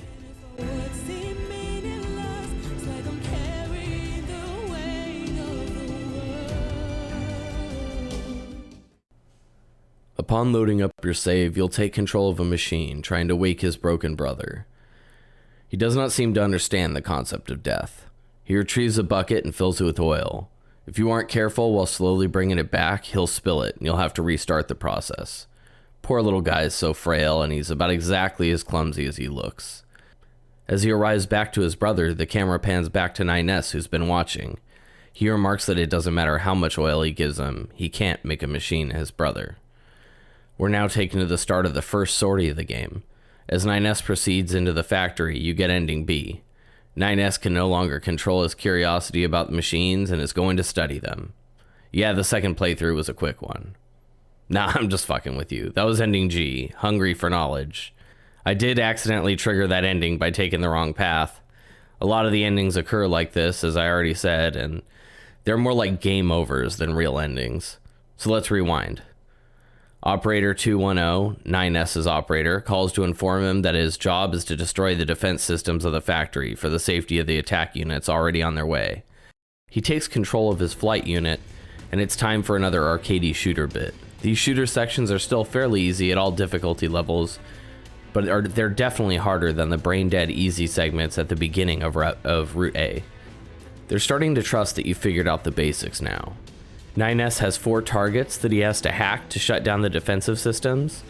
His Operator 210 is on the horn, and she's significantly more stern than 2B's Operator 60. I found this instantly amusing on my first run because 2B is all business, and she gets the ditzy girly girl operator, and 9S is more friendly and happy-go-lucky, and he gets the stern librarian type. I won't even posit a theory on exactly why they did this, other than the fact that it demonstrates their personalities by contrasting them with their direct counters. When 9S is responding dismissively to something, he often responds with a, yeah, and in this case, Operator 210 responds with, a single affirmation will suffice. As I stated, his 4 targets must be hacked. As 2B, she was hacked a couple times in Route A, but you only vaguely get an understanding of the hacking universe. The early hacking minigames are very simple. One single target that must be destroyed while avoiding their bullets, for lack of a better term. As Route B unfolds, 9S spends a lot of time hacking, and these will gradually intensify in difficulty. This mechanic will be very make it or break it for someone's enjoyment of the game. You will do a lot of this, and if you don't enjoy it, you'll be worn down by it. Thankfully for me, I enjoyed basically everything about this game, in case you couldn't tell. As 9S destroys his 3rd target, Operator 210 reminds him there's one left.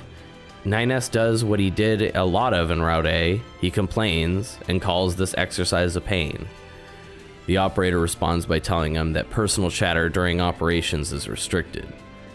I know I'm really hammering this point home about him having a stern operator, but the contrast could not be more evident, and I would argue that this game is hammering it home too. Once the defense systems are down, the attack fleet can now infiltrate the base, and 9S is to provide support. Operator tells 9S that only 1 unit survived the infiltration of the base, and the defense systems are giving Yorha more trouble than estimated. We now cut to 9S saving 2B from the giant saw defense weapon. So we meet again, for the first time, 2B. I will not be summarizing the events that remain unchanged from your original run. There are many moments that you experienced from the first run that are mostly unchanged, and I'll only comment on them again if there's some context added for one reason or another. One of the benefits of this, though, is getting to see the evolution in the relationship between 9S and 2B blossom all over again. Moments before, we watched as 2B wept over a dead 9S, and now he's calling her ma'am, and she's requesting that he stop it. Basically, the story and their relationship is back to square one. While 2B fights her way through the factory, 9S is fighting machines in her flight unit. He returns to her side once she fights the Goliath outside the factory. During my first run, I didn't pay much attention, but 9S often says something like, "I'm gonna hack this," or "hack that." It always kind of felt like, yeah, you go help, little buddy. During playthrough 2, it makes you realize how much weight he was really pulling in this scenario. Now you hack the Goliath and take control of its missiles to do the bulk of the damage to it. You boost the flight unit to save 2B from destruction. You awaken in the hacking realm after being knocked out of the sky. Henceforth, I'm going to refer to this as the Matrix because I need a quick name for it and it seems fitting enough. 9S repairs his visual and vocal systems in here, and he awakens as 2B is attempting to repair him. This cutscene is identical to the first run. If you didn't notice how upset 2B was over his condition the first time, you are sure to notice it now. They just met, and she showed no emotion when her other counterparts were shot out of the sky. It's just peculiar is all. Now, when 2B takes to the skies with 9S's flight unit, you control 9S's pod defending his broken body as groups of machines slowly make their way to attack him. It's again 9S's hacking into the Goliath that allows her to take control of the enemy's arms and allows 2B the upper hand in this battle. Even as 9S is on the ground in tatters, he's still supporting 2B to the end. Now we get to see him telling his pod to upload 2B's data to the bunker. His pod advises him that his data has not been sent, and he gives the affirmation to continue with hers first. We now go back to the cutscene from the game's opening with the pair detonating their black boxes to destroy the surrounding Goliaths. Just like in Route A, you awaken in the bunker, but this time as 9S, you go greet 2B. You've likely forgotten how this went the first time, but 9S set up her boot sequence. If you were confused by the options the first time, you'll look like a fool here. They set your volume to mute, and the task of turning the volume up for my first playthrough had 9S rambling for minutes before I figured out what to do. Not here, though. Fairly routine, but it's fun. I responded to 9S that his voice was calming, and now during Route B, he hears that and he has to take a moment because his pulse rate is rising. He's confused why this is happening or what it means. Bro, 2B said my voice was calming, my pulse rate would rise too, player. High five.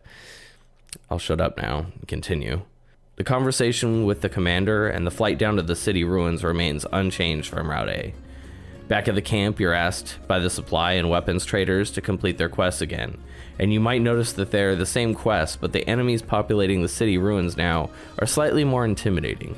They've scaled up the difficulty just slightly to your level. They should be easily destroyed if you did a bunch of side quests like me, but it's enough of a bump to make these early fights more engaging.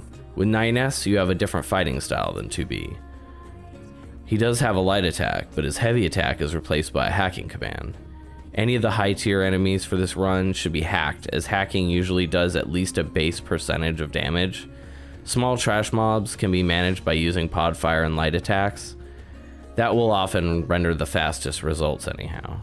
Play how you want. I'm not your mama. Unless I am. I'm not your mama, right? Good God, I'm so sorry. The story remains the same as Route A, up until it's time to go back to the desert.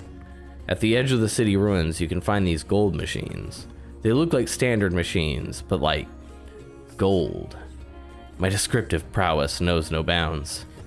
Hacking is super clutch here. They showed up at the end of my Route A run, but with their health pools being so large, I didn't have the stamina to continue the fight with 2B. Playing as 9S, you can hack them into oblivion in minimal time. These machines die silently. You get some nice parts for destroying them, but no real indication of significance other than that. I'm mentioning them though, so you can bet your bippy I'm gonna mention them again. As you enter the desert for the first time, but also for the manyth time, you get your first picture book sequence. These will pop up on occasion. Some of these clearly have significance based on lore that I'm aware of. I'll bring up these picture book sequences when they occur, but I'll only speculate on them if I feel I have something to say. The first sequence is called Spirit of Fire, and based on a cursory look online, it would appear that it's based on a novella that's separate from the game involving our robot friend Beepy from NieR Replicant. I'll add nothing further to this one. In the desert, you can find more golden machines. This group is far more angry. You've killed their family. They're out for vengeance. They won't get it though. 9S and 2B are too much for them. Thanks for the nice materials though. The game continues in a very straightforward way, similar to Route A, until you arrive at the boss fight for the amusement park. In fact, the only differentiating factor is 9S getting intel from his dry-ass operator 210. I imagine for some people, this will lead them to believe the whole route will be a carbon copy of the last run. For anyone new to this game who's watching this long-ass video for some reason, this is worth pushing past. The game will really diversify soon enough, and now you know what you have to do, so you can get all these main quests tackled very quickly if you so choose. The next major change in content is at the amusement park. While in the sewers on your path to the amusement park, the game will cut to Pod 042 and Pod 153 having an exchange of combat data. They decided to communicate this way to improve efficiency. They're super dry and machine-like in their conversation, and this segment is brief. This conversation's mostly irrelevant for now, but it has major implications down the line. Shortly thereafter, there's another storybook sequence called Treasured Items. I'm not entirely certain of its intent, but it seems like it's speaking directly to the different values of the machines as they gain sentience. It prominently features the soap opera singer robot, who seems to be favoring love as something she cherishes. One can assume the other machines have different priorities, but I think the point is that the machines now have wants and desires. This time, when I got to the tank, I let them live, because I had no need to demonstrate its destruction. Our opera singer Simone is our first opportunity to really get a more diverse look at what we experienced in playthrough A. When hacked by Simone, 9S gets a glimpse of her memories. In case the quick flash you got in Route A didn't give you a hint, this long look gives you another chance to realize she's another one of Jean-Paul's followers. This quick scene shows us more simple and small Simone, who wants to become beautiful and believes adding lots of adornments will help with the task. Later in the fight, 9S hacks her again. This time, Simone is much more elaborate looking and larger. She asks Jean-Paul what he thinks. She's accentuated her beauty with parts of her machine friends. She wants him to tell her that he loves her. We've seen how Jean-Paul responds to his admirers. The response isn't shown, but we guess how it goes. Her hacking sequences are a notable jump in complexity compared to what we've experienced so far, and I again found it super engaging. Upon her final destruction, we get her full story. It reads in her voice. I'm going to try and cut it down while maintaining the core spirit of her message. She begs of someone to look upon her. She asks if her clothes made her look cute. She wonders if walking a certain way could attract his gaze. She doesn't understand love, but she covets it more than anything. Simone was told by an old machine life form that beauty wins love. She researches the old world and interprets beauty as having pretty skin and nice clothes. She truly sees beauty as only being skin deep. She hears tell of a precious jewel and endeavors to find it at any cost. Her cost is high. A brilliant blue stone awaited her on a dangerous mountain. She acquired her prize. This cost her many parts, but she got what she wanted. There's a rumor that absorbing android parts would help her to gain eternal beauty. She scoffs at the idea, but it doesn't stop her from engaging in those activities. Simone did not enjoy devouring the androids, but she will become beautiful at any cost. We now know why those Yorha android corpses were strewn about her. Even after all this, her lover still would not look her way. She heard that songs can make someone have feelings for you, so she practiced every day. He still would not look her way. She consumed more androids and machines, but he still would not look her way. He still won't look my way. He still won't look my way. He still won't look my way. She finally realizes that he doesn't care about jewels or songs or her appearance even. She has failed to win his love. She questions what it was all for. She desperately craves the love and adoration of another, and she will never get it. With all this done, 9S tries to speak to 2B about the strange things this opera singer was saying. It was like she had actual emotions. The conversation is the same from Route A. 2B dismisses the notion that machines can have feelings. Now you know what 9S had discovered during his hacking. Simone is one of many tragic characters in this game. Jean-Paul has a legion of admirers and that he dismisses. He's too self-absorbed with his own quest for knowledge, and he can't see the people he's hurting, or, alternatively, he just doesn't care. Meanwhile, Simone took things to the absolute extreme. The other admirers wear makeup and attempt to garner his attention with gifts. Simone sacrifices everything for her understanding of love. Jean-Paul doesn't love anyone, and never will. Just tragic, so tragic. Again, I'm no philosophy major, but I will point out the obvious parallels to the open relationship between the real-life Jean-Paul Sartre and Simone de Beauvoir. I'm no scholar here, so I'll note this while not elaborating on it. I'm well aware of how notable they were as a couple, but I'm not well versed on their material, so if you're so inclined, you can read up on them yourself. In the end, I felt a great pity for the story of Simone and disdain for the behavior of the machine lifeform known as Jean-Paul. Next, a machine from Pascal's village again escorts you to meet up. On the way, you're treated to a cutscene featuring Adam and Eve sitting at a table and eating apples. Eve asks Adam why he's required to wear undergarments. Adam responds that in his research, humans covered their crotches as exposed genitals was seen as problematic.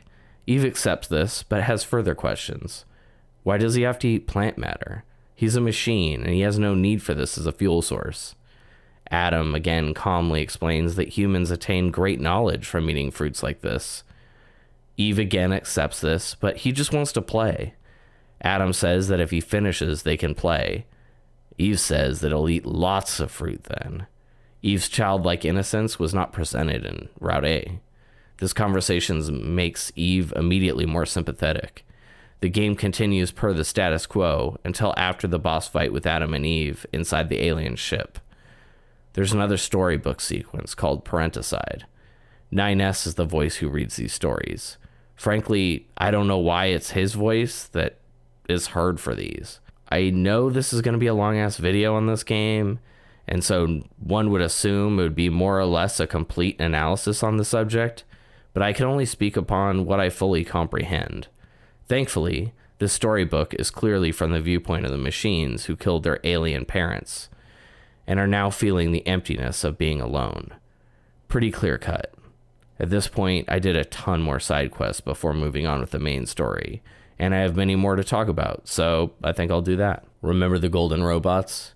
You can find the last couple near the flooded coast. 9S spots them in the distance, and Pod 153 responds that this type of machine has been designed to enact revenge and should be dispatched immediately. So we do that. Upon downing the last small machine, he says this. Finish me. Even if I'd achieved my revenge, I was planning to die regardless. My friends are dead. My family is dead. You killed them all, but left me alone. I don't have the strength to continue. It hurts. I'm sorry. Everyone, I couldn't avenge you. Accursed androids. How much longer will you torment us? You damn monsters! Glory to us. Glory to my family!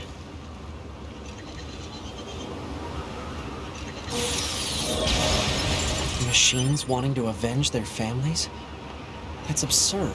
Data shows that humans often engaged in similar activities throughout mankind's history.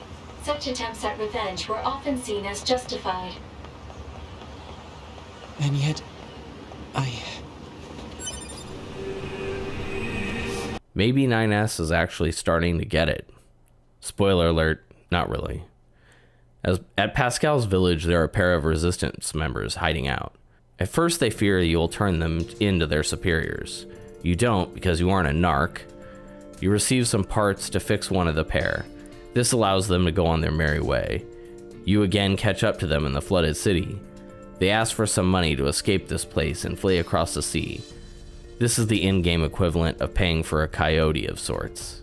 Again, you give them the funds they need. When you come back to the flooded city, you can find the man injured on the ground. They were attacked by the alleged emancipator. You track down his lost love in the amusement park ruins. She's been damaged, but with some memory alloy and the help of Pascal, she can be fixed. Pascal asks that 9S looks away as he's a male model and this is a female unit. I found it amusing that they gave consideration to modesty in this setting. As she is fixed, her male counterpart arrives. He apologizes for not being stronger. They're in a bad place now, though. The Resistance surely will not take them back, seeing them as deserters. If they stay alone in the wild in this world, they'll be again pursued by more aggressive machines. The solution is to reformat themselves, deleting their memories and leaving them as new android arrivals for the Resistance. Surely they'll be accepted then. The male member does not want to forget her. She assures him that even with her memory wiped, that she will fall in love with him again nonetheless. 9S agrees to the memory wipe and starts with the man. His reboot will take a minute, but he'll be fine when he wakes up. Now it's time for the woman. She declines the offer to be reset. The pair were too weak. She needed the male model to be reset so he could be converted into a combat model. Then he can protect her. Then they won't have to run anymore. She'll beef up her companion now. He was too frail before. She's gonna delete all of his, quote, namby-pamby ways. She wants someone more forceful in her life. He's been reformatted 6 times already and it's never been a problem, she assures you. 9S and Pascal are at a loss. Actually, the only thing he tells Pascal is that women can be pretty scary sometimes. As a married man, I sympathize. I didn't say anything, dear. I love you. Father Servo. Man, this guy is a legend. He stands atop a giant building in the city ruins. The first time he attacks you unprovoked, and upon defeating him, he'll promptly request materials to upgrade himself. This cycle continues for a while. You'll fight him, and then upgrade him numerous times. Have I told you that 9S does not like fetch quests? Well, 2B continues to acquiesce to his request because, to her, this presents with valuable combat training. Father Servo and 2B are 2 peas in a pod. After numerous upgrades, he thanks the two for being the foes strong enough to withstand his attacks. He reached his peak potential, but he was still not strong enough. He explodes in a confetti of valuable parts and his quest is done. 9S, however, explodes in a different way.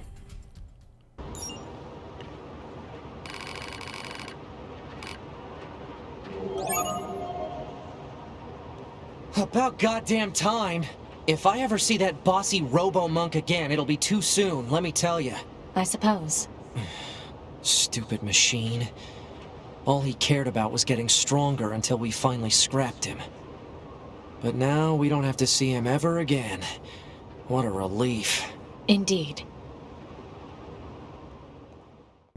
It had me literally laughing out loud seeing 9S this notably upset. He is the ever optimistic one, and he will always be upbeat. I still had to wonder though if he really meant what he said. Perhaps a small part of him will miss his sparring partner. No one knows but Yoko Taro, I guess. This is not even really a side quest, but more of a world event you can stumble upon later in Route B. There are 3 machines perched on high places staring off into the void. During Route A, you can't make contact with them. As 9S, you can hack into them and decipher their inner thoughts.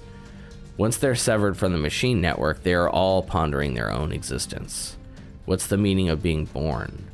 Must be strong to live in this world. Destroying life will not bring approval.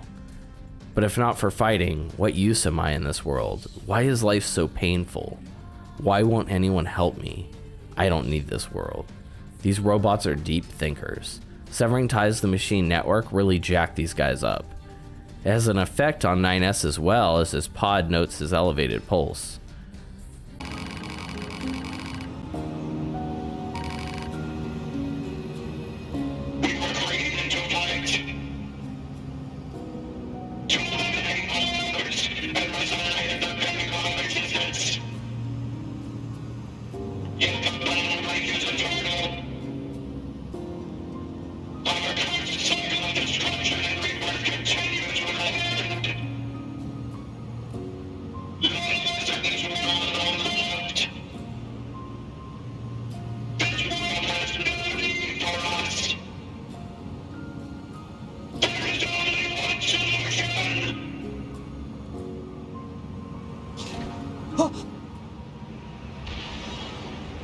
I can't believe that thing decided to end itself.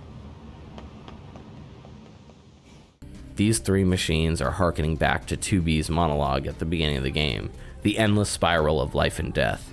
They see the meaningless of this endless war. They fail to see their utility in it. Machines don't have emotions, huh, 2B? Once you have the tracker from Devla and Popola, you can comb the desert and find artifacts from the old world. Some of these items are documents with rules from an ancient civilization. One of the items is a statue of a bride on her wedding day. A researcher nearby confirms the theory you probably already had. This desert area covers the ruins of an ancient civilization named Facade. This explains why the machines nearby all don masks similar to the citizens of Facade. This meant nothing to me really on my first playthrough other than the civilization wore masks and had a lot of rules. Now it's a nice Easter egg for those of us who understand the reference. After the Goliaths invade, the city ruins are destroyed. The remnants of one of them stands in the open for the remainder of the game. You could use parts to bring him back online for study. He won't saunter around or fight back, but he's a surprisingly good conversationalist. All he can do now is sit and contemplate, considering his lack of mobility. This is where you can learn that the abandoned factory was in fact the weapons plant that BP from NieR Replicant was manufactured in. Or should I say, P-33 units. The Goliath is named Engels. He no longer has hostility towards the androids as his mission was accomplished and he no longer has a commander present. He asks that 2B and 9S tell him a story. What was the city like in the days of humans? Well, they lived here in numbers beyond counting, but wouldn't he remember driving the humans out?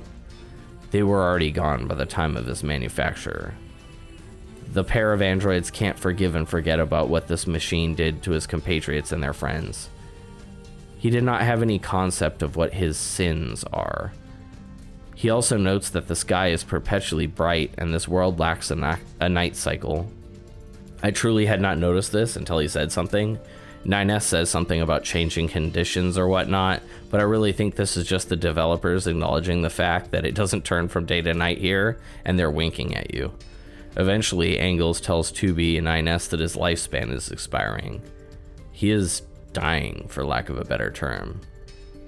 He's had time to recognize what his alleged sin was and wants to atone for his actions in his past life.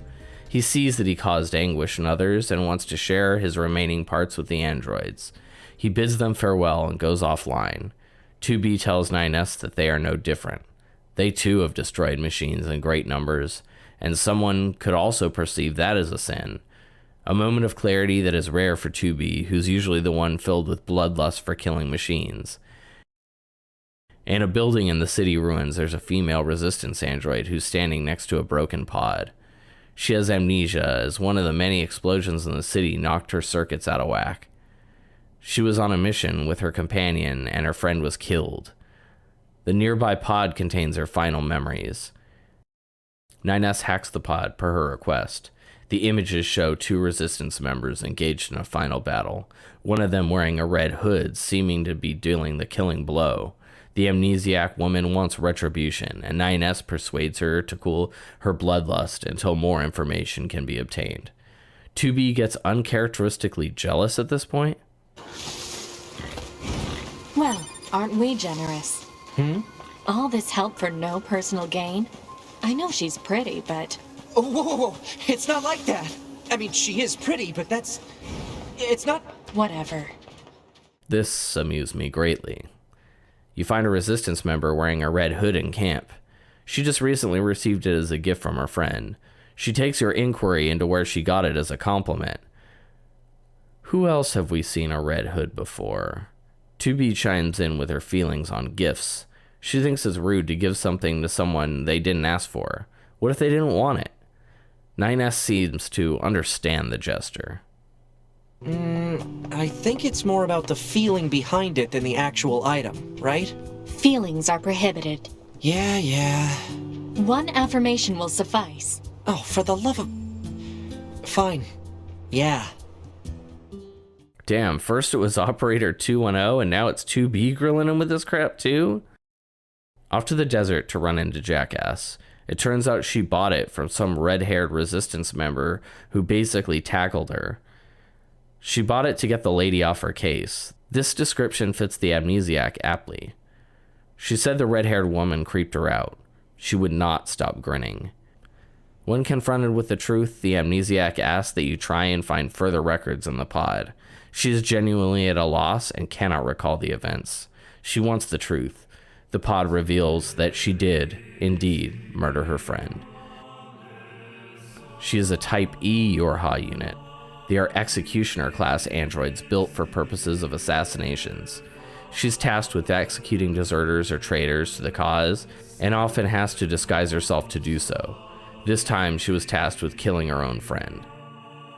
She followed orders, but the guilt drove her to erasing her own memories. This is not the first time she's done this. She's murdered friends and lovers time and again. The stress of this has seemingly taken a toll on her psyche, if an android has a psyche per se. She begins giggling uncontrollably. 9S was unaware of this Type E Yorha android. He asks 2B if she's ever heard of such things. She replies that some things are better left unknown. 9S says he supposes so. I don't know who I pity more, the woman who was killed or the friend that was forced to do it. I've been ragging on Operator 210, but it's more to show the contrast in her demeanor as compared to Operator 60. At one point in Route A, Operator 60 was feeling down and sad, and she didn't get to experience the world down below her. To cheer her up, 2B and 9S go take a photo of a rare desert rose for her. This cheers her up, mightily. Ooh, 2B! She rewards the duo with a hefty amount of items. In Route B, Operator 210 kind of ambushes 9S with some requests of intel on the old world. This catches him off guard, but it's also pretty clear that this request is off the books. The first request sent is to find the diary from a worker in an abandoned factory. Operator 210 was quite puzzled by a quote from it. The man complained that he worked long hours and that they were, quote, working him like a machine. 210 found it curious that the man was being worked like a machine in a place that built machines. You later track down a shoe, a toy, and a ledger for her in the desert dwelling area. This leads her to research regarding human familial relations. She's genuinely awestruck by this concept and starts to envision android family ties before trailing off. She thanks 9S for his work and sends him a reward and an email, which reestablishes just how curious she is about the family unit. There's still a few more quests left that I truly do wish to discuss, but in the interest of progress, we can continue with the main story for now. On to the Forest Kingdom. Upon entry to the Forest Kingdom, on your second pass, you're met with a cutscene showing 256 years before. It's a large robot. He declared independence from the machine network for all his friendly machines and staked a claim to the forest as his people's kingdom. Only problem is, his friends were in the dark in regards to what a kingdom actually was.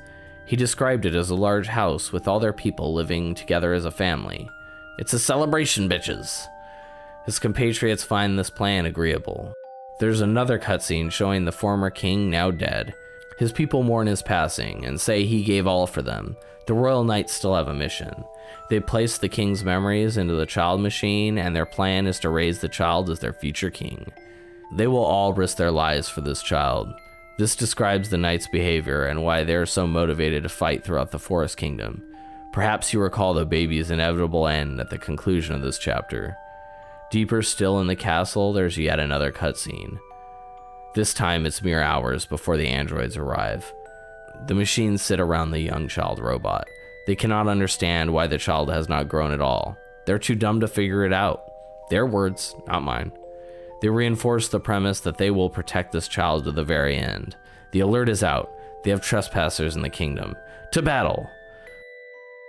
Before I get to A2, there's a small quest to get the forest treasure. There are robot machine parts found in boxes all over the castle. If you assemble all of them, you can create a key to gain access to a secret back gate. This leads to a few more forest guards and ruins of the old king's body.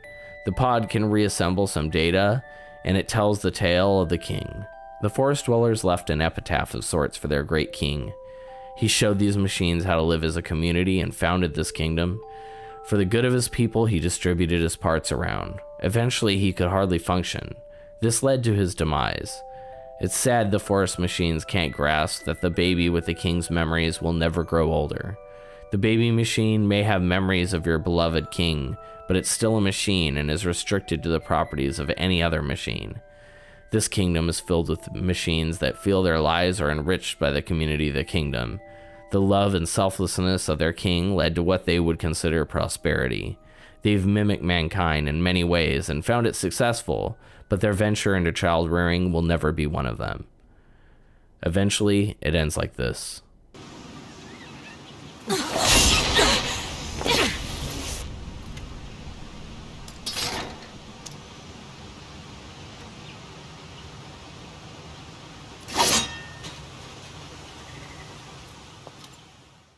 Before 9S and 2B leave the Forest Kingdom, another storybook pops up. This is called The Dead King, and it features the machines of the forest. They're bound forever as a kingdom, and they will live and die that way. If you do any side quests or just generally venture back to the shopping mall at any time separate from the main quest, 2B and 9S will have this conversation. I can't believe the size of the commercial facility. The people of the old world must have led pretty good lives. I bet it was fun to shop back when you had so many choices. We don't need such things. Don't be so sure about that. Once we eradicate the machine life forms, us soldiers won't have anything left to do. We'll enter a new age of peace. And when that happens, we should go shopping together. I could buy you, I don't know, a t-shirt maybe? Something that looks good on you. A t-shirt? What, not interested? When that day comes, I'm all for it. That's a promise, right? Yep. 9S is always the optimist, and 2B isn't always the stick in the mud. Before you go to the flooded city, to the small job that rapidly gets out of hand, Anemone asks that you do her a favor. 9S brings up A2, and it seems to trigger something in Anemone. She asks that any information on A2 be tracked down. Back at the abandoned factory, there are machines all over that have pieces of data about A2. Once all the machines are destroyed and the information is collected, Pod 042 can collate the data. It brings up some kind of report on the descent of some kind of Pearl Harbor operation during the 14th Machine War. 9S is pretty sure this occurred the generation of Yorha units before them. Showing this intel to Anemone reveals that she was a part of the Pearl Harbor operation and can now confirm that A2 model was in fact the same A2 model that led a squad during that mission. It was a success as a whole, but most of the units did not return. When 9S tells her that they've been assigned to kill her, Anemone can't believe it. A2 is a deserter after all, and she did kill all the Yorha units sent to bring her back. Anemone ends this conversation at a loss. Clearly, she's bothered by this. Wonder what that was all about. Something must have been up between Anemone and A2. Some things just aren't easy to talk about, especially for a soldier who's been fighting that long. I guess so. 9S, you... Huh? You might understand yourself someday. Right. These conversations are non-specific, but when you know where the story leads eventually, you can think back and cite moments like these where little was said but much intent was placed on each word. While making way back to the flooded city mission, we get a glimpse of Adam and Eve again. Again, Eve questions why the two brothers are reading books. They're machines. They could transfer all this data over instantly. Adam explains that would transfer data to his head, but not his heart. Eve now has figured out his name is a girl's name. He thinks that Cain and Abel would be a better name for the two. Adam responds that humans wouldn't consider changing their names so easily. This eases Eve. He once again has to be bribed with play to finish his reading. He resumes his reading with fervor. For the record, Adam and Eve are perfect names for the pair, and for once, I agree with Adam. Playing as 9S for the attack against the giant sea machine in the flooded city really pounds home how important he is. As I mentioned before, during Route A, you feel like he is the silly upbeat sidekick. 2B is the main star here, and she's doing all the hard work. Now you can see, in giant battles like this one with the Goliath, they would not have been brought down without his aid. The reason why 9S flew so far in the destruction is because he was right alongside the missile that finished the Goliath off. He was guiding it manually. Another picture book arises named In the Deep Sea. It's a sad tale of the misunderstood Goliath. Wait, this guy was a sad and misunderstood machine with a sad ending? In NieR Automata? Say it ain't so. After the picture book, you're treated with the two pods collaborating again. This reinforces that the pods have coordinated an exchange of data on a periodic basis. 9S awakens in the Matrix. I said I was going to call it that, but now I'm sticking to my guns. 9S is actually connected to the machine network. Much of his memory and vital functions have failed him, and physically he's in bad shape. Or at least that's what he can tell from the Matrix. He runs a recovery program to restore what he can of his memories, and they wash over him. The machine network has tons of records on humans. This is somewhat strange. There are entries of machines right next to human records. This is significantly stranger. They have plans for different types of governmental endeavors, from machines, from monarchies to democracies. The machines are copying the humans in a far more sincere way than it initially seemed. 9S notes that they have no records of creating their own cultures or values, but only them copying the humans. And when they fail over and over again in the exact same way. This is a pretty pointed analogy to us humans ourselves. The machines never learn from their mistakes. In combat, they show adaptive behaviors, but in logic, they only seem to imitate failure, and 9S speculates that the objective itself might be failure. He hacks into more nodes of the machine network. He's begun to hear the voice of Adam. He's extolling the virtues of the machines, how they are evolving. 9S will hear none of it. Adam questions whether androids are any better. He also questions 9S's free will. This thoroughly enrages 9S. Again, Adam is hung up on hatred as being the predominant feature of humans. This is his major reason for life. 9S continues to tell himself that androids are clearly better than machines. After all, they were chosen as man's protectors. Adam says that all who live are slaves to desire. Some seek beauty, some seek serenity. Hatred is his reason for living. 9S is not like that and tells him so. You do not trust anything. You want to destroy everything. You have lost hope in everything. You want to obtain everything. You want to be loved by all. Here's when he drops the bomb on 9S. You're thinking about how much you want to blank 2B, aren't you? This messes up 9S. Adam aggressively follows up, while 9S denies. Another picture book follows. This one is called A Reason to Live. It recounts the machine foes we fought to this point. It finishes with the most poignant. One treasured hate above all else. Adam. This book ends at the point where 2B finishes him off. Before moving on, I want to briefly discuss what Adam said to 9S in the Matrix. You're thinking about how much you want to blank 2B, aren't you? This is purposefully left blank.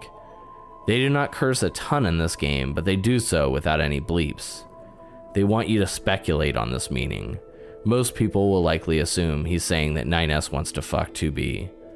Also, that seems a likely option as 9S clearly has strong feelings for her in one way or another.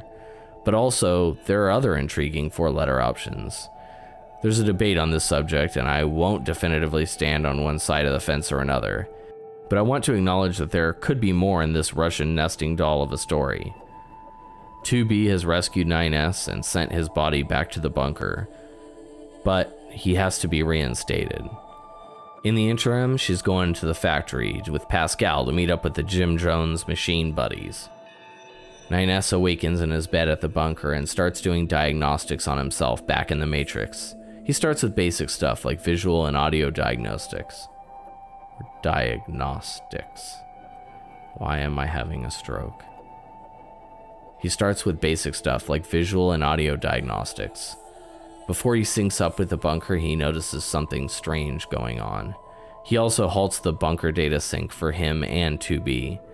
Something fishy is going on, so he starts to investigate the bunker servers. In one of the nodes, he sees something strange.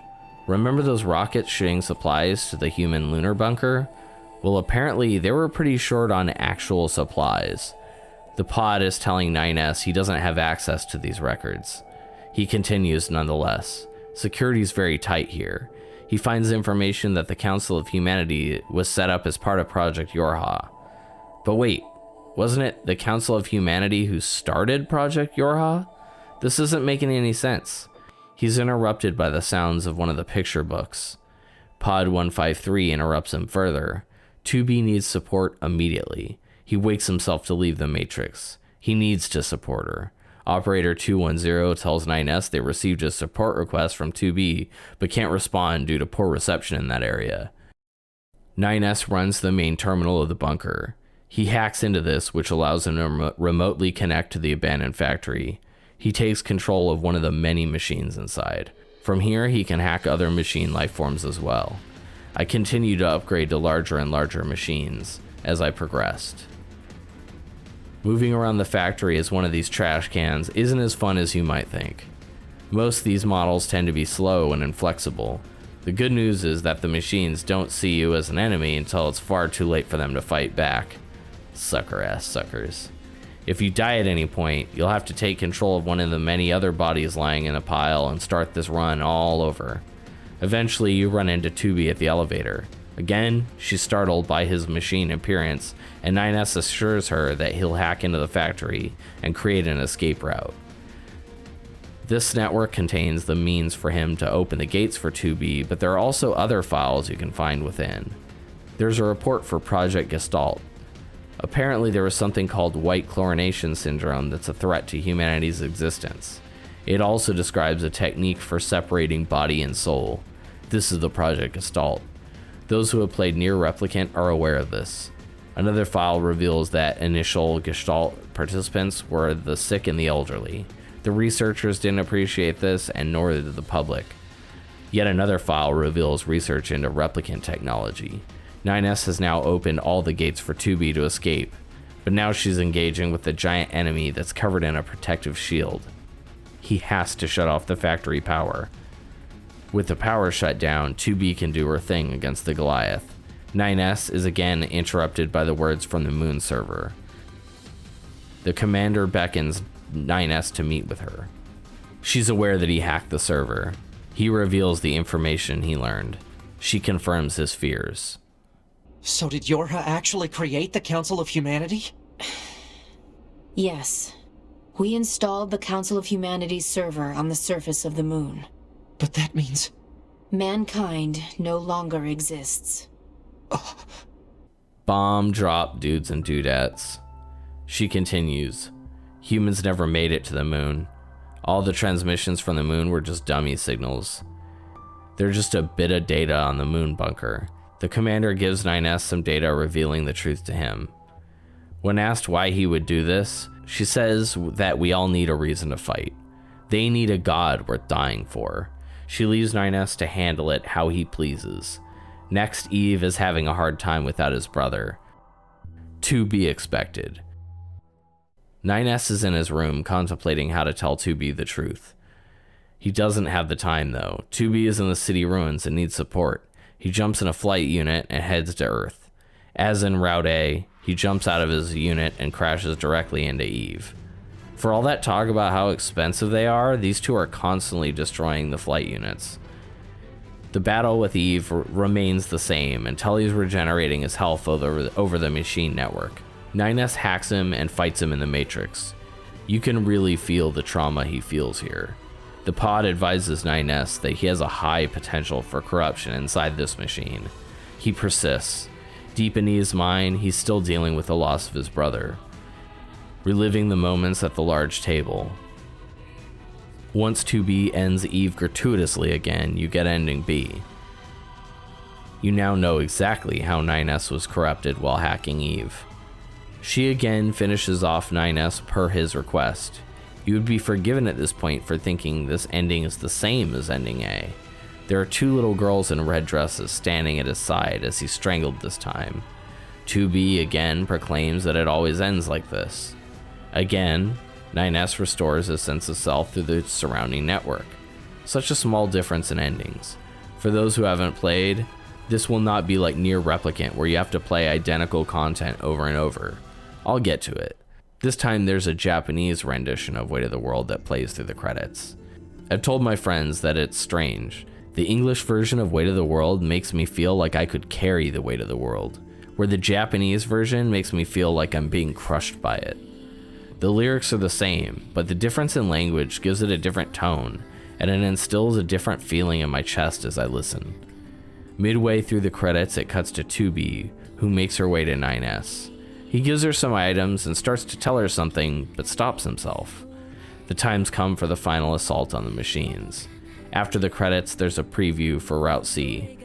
Seems pretty intense, but I won't linger on it as I'm about to go crazy deep into it. This preview is much like the sequence that plays in the main menu. It contains a lot of spoiler information, but you lack the context to really get anything out of it.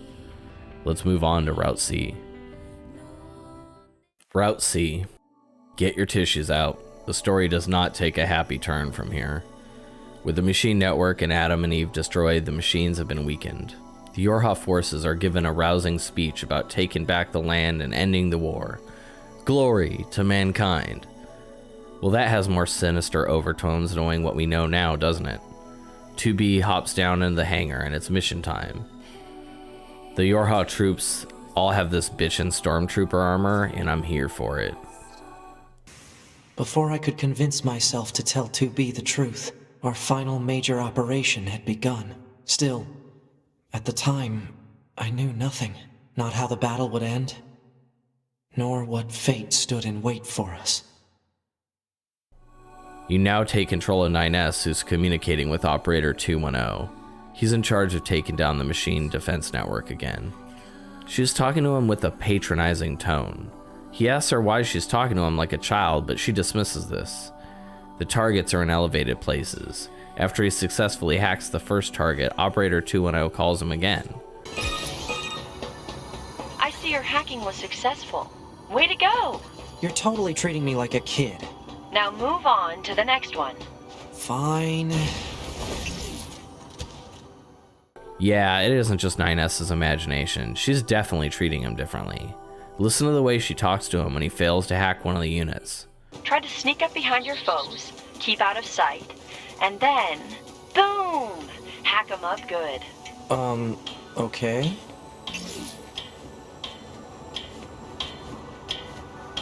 Boom? Is she serious? I have a theory on this, but I want to discuss it once I get a bit deeper into Route C.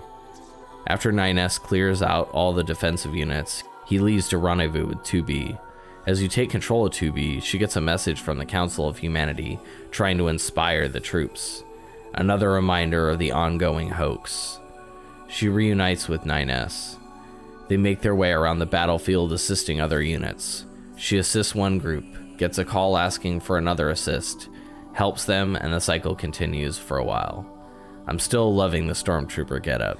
They did a good job here, as the city ruins really feels like the place of an actual battle. Yorha and machine forces are everywhere. Things seem to be going well for Yorha until suddenly the machines do something they've never done before. They launch some kind of coordinated EMP assault. They start using some kind of visual camouflage, and 9S struggles on the assist. This is what it looks like if you're caught within their EMP attacks. Visual sensors go completely haywire. The coordination between the themes of the game and the actual gameplay are orchestrated beautifully here. 9S is okay. The same cannot be said for the rest of Yorha. They've been affected by some kind of wide area virus that's triggered by the EMP. The sounds of the legion of Yorha androids cackling is truly unnerving. Their eyes lit up red is a telltale sign of a logic virus. They begin attacking 9S and 2B, but 2B is unable to fight back. These are Yorha forces after all. 9S hacks her to unlock the ability to target an android with a friendly Yorha tag. On hard, this segment kicked my ass. On normal, with all those side quests of leveling under my belt, it was a cakewalk. Eventually the pair are completely surrounded. 9S has the bright idea to upload their data back to the bunker and detonate their black boxes in the city ruins to destroy those virus-ridden former friends. Boom! When the pair awaken in the bunker, they run straight for command. The bunker is cut off from the battlefield with no communication. When 9S informs the commander what's going on, she accuses the two of being the ones infected by the virus. She orders them to be detained. Well, that doesn't last long.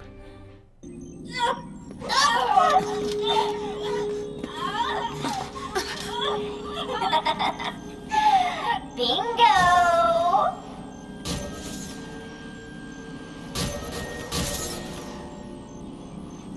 They're infected?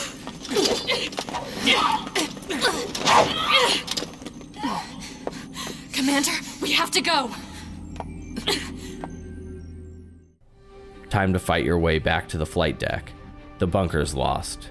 The commander wants to know why the two are the only androids not infected. 9S explains what you might have forgotten. When he was hacking in the bunker, he cut off 2B in his data sync.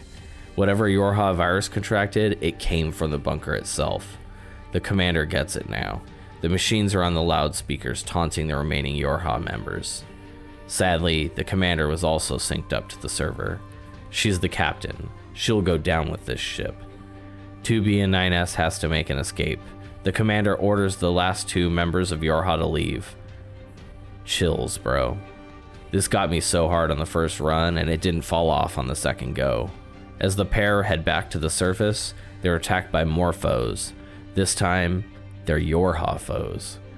2B takes control of 9S's flight unit and sets him on an automatic course to escape combat. In disbelief, 9S begs her not to do this. He's left the battlefield, but there are simply too many of them for 2B. She eventually loses attack functionality and is forced to eject over the flooded city. The pod alerts her that she's been infected by the virus, and thus begins the most traumatic sequence in the game. Headphones elevate this experience to another level. In spite of this segment being in the third person, you actually feel what 2B is going through. 2B asks the pod to locate an area with low android population density. She wants to keep it from spreading. Yorha Unit 2B will sustain serious damage unless the virus is eliminated. You don't say.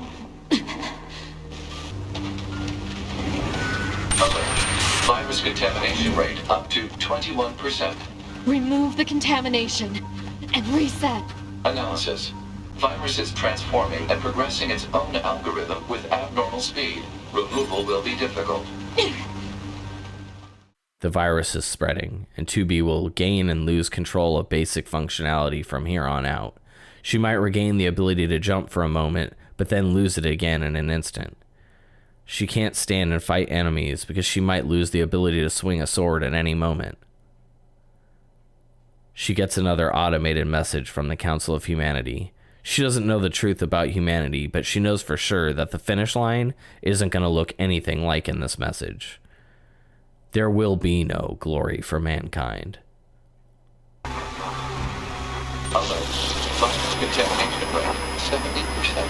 Infiltrating system protected region.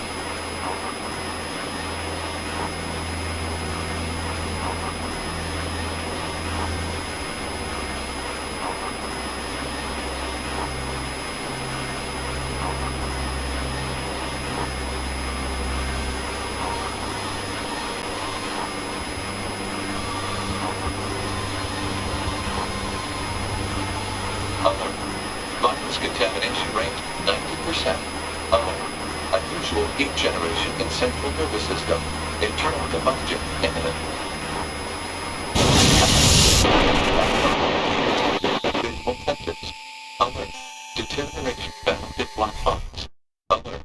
Damage to data backup system. Step damage will make it difficult to retain self-consciousness upon backup. Backup gone. Wasn't backed up anyway. My body.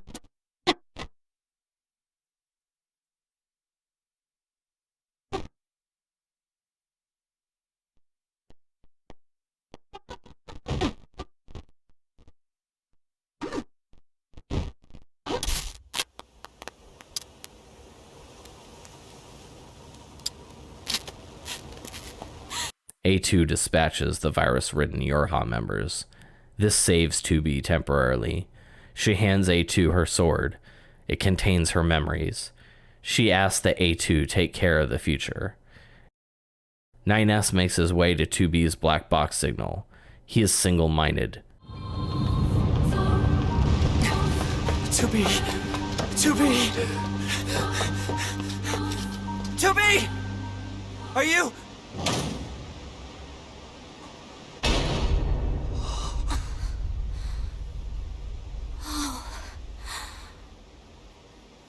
Nights. Oh no! 2B... No!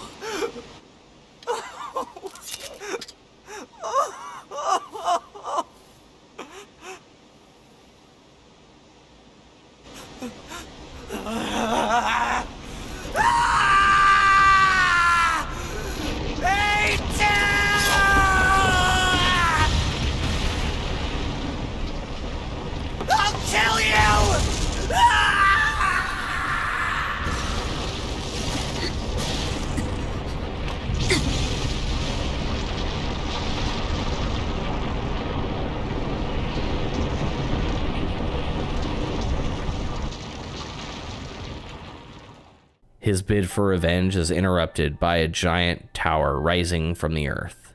And with that, 2B is officially dead and gone. The achievement pops up for watching 2B die. The pod interjects with further confirmation that she is deceased. He exchanges data with Pod 153, and they both confirm that the two units that they're supporting are now safe. In spite of the destruction of Yorha, these pods will support until the very end. At this point, you can choose which character's story to continue first. I chose A2. She awakens after some kind of flashback. She seems bothered to have Pod 042 as support. Pod confirms 2B commanded him to support A2 with her final order. He asks her intentions. She declines to tell him. 30 seconds later. Proposal. Unit A2 should state her intentions. She cannot believe this crap. He's programmed to repeat the request for her intentions every 30 seconds until he gets that information. Proposal. Unit A2 should state her intentions. He really doesn't mess around. She finally tells him that her intention is to beat the hell out of every machine she can find. He scans nearby machines and finds a Goliath-class machine in the desert. She is really rubbed the wrong way by Pod. This interaction is just frankly adorable. She gives in though and eventually heads to the desert. A2 has a berserk mode that drains her HP at a very fast rate. This makes her very vulnerable, but it also makes her deal hellacious damage, and she gains health back by the damage she deals. The first group of enemies was dealt with quickly, but a giant group of, well, I guess I'll call them death balls, falls from the sky. Pod 042 tells her that the berserk mode was removed from newer Android models due to stability reasons, and she's grateful not to be one of them. This is just another in a series of spectacle fights. There's so much going on here that it's hard to imagine someone playing with any real sense of strategy. I mean, I believe that there are people that can run this without taking one hit of damage, but for a casual like me, this is just a bunch of visual noise. After a lot of the death balls have been damaged, they circle A2 and attack her with some kind of EMP hacking attack. Inside the Matrix, A2 questions why she can hear the pod inside her memories. The pod responds that it's his job to monitor her internal systems in case of breakdown. She seems pretty pissed at the loss of privacy and tells him to ask next time he wants to dig around in her head. A2 is getting strange messages from the machines, and Pod tells her that her memories have merged with the machines. She soon finds that she'll be getting memory fragments of 2B mixed in there as well. Another flashback is from A2 herself. This one really seems to cut her deep. At the end of her journey in the Matrix, she sees 2B herself. Ooh, it's getting spicy. Back to the pods sharing data. They have a compressed conversation mode that sounds and looks like gobbledygook. Yet another moment that amuses me. They're both interested in the effects of 2B's memory on A2 and 9S's mental state after the trauma of losing a loved one. As 9S, he awakens as Devla and Popola wake him in the resistance camp. They fixed him up. He's been out for 2 weeks. He clearly isn't all there yet, but he asks what happens to 2B. They confirm her black box is offline. His pod, number 153, tells him that Devla and Popola are trained in repairs, and with the bunker gone, they're his last option to initiate repairs. He thanks them after some prodding from his pod. Devla tells him that there used to be many of their models in place to oversee some kind of large-scale operation. That has since been shut down, and all the records from the era have been deleted. Most of their kind were destroyed after the pair went crazy. These two Devla and Popola models are all that remain. They are now attempting to atone for the sins of their other models. This premise is absurd to me. Everyone should be held accountable for their own actions and not some predecessor or ancestor's mistakes. In game, I did one last round of side quests about now. For the purposes of this recap, I'm going to finish the story and then include the ones I care to talk about with the endgame stuff. From here, 9S heads to the giant towers that sprouted out of the ground. A teasing female voice tells 9S that in order to enter the tower, he must first access the subunits. Once he goes to access them from the base of the tower, the voice again tells him that he doesn't have access until he gains access to the keys to the subunits. It also invites him to an alleged tour of the nearby resource recovery units. Even the pod is skeptical by why the machines would play such a strange message. Again, 9S says there's no reason that they do anything. Pod marks the locations of the resource recovery units on the map. When she asks him to confirm his intentions, he says he's going to wipe out all of the machines, and once he's done, he's going to kill A2. This has nothing to do with your hot orders or some kind of loyalty to his former command. This is personal. I also found it strange that Pod 153, his pod, tells him that A2's location is unknown. We know that the two pods have been sharing data and communicating by this point. It seems that Pod 042 and Pod 153 have something up their sleeves. In the forest, the first resource recovery unit is found. It shrouds the area in some kind of fog. The pod confirms that it is, in fact, coming from the unit. 9S's personality has totally changed. His lighthearted and optimistic attitude is gone. I'll kill you. I'll kill you. That's my line. At the unit, Pod 153 reads the writing on the door and recognizes the script as being an ancient writing known as Angelic. I'm positive this is some kind of reference to the Drakengard series, but as I've never played it, I can only infer this. The door is labeled as Meat Box. The pod tells NieR that the structure is made of parts unrelated to machine life forms. Again, NieR exclaims that there's no meaning in anything the machines do. This unit is something of a combat gauntlet. Once all the enemies are defeated, an elevator opens up to the next floor. After the next challenge is passed, another elevator opens. I'm not sure if NieR pays attention to the fact that he's walked through the front door and never has to hack his way in anywhere.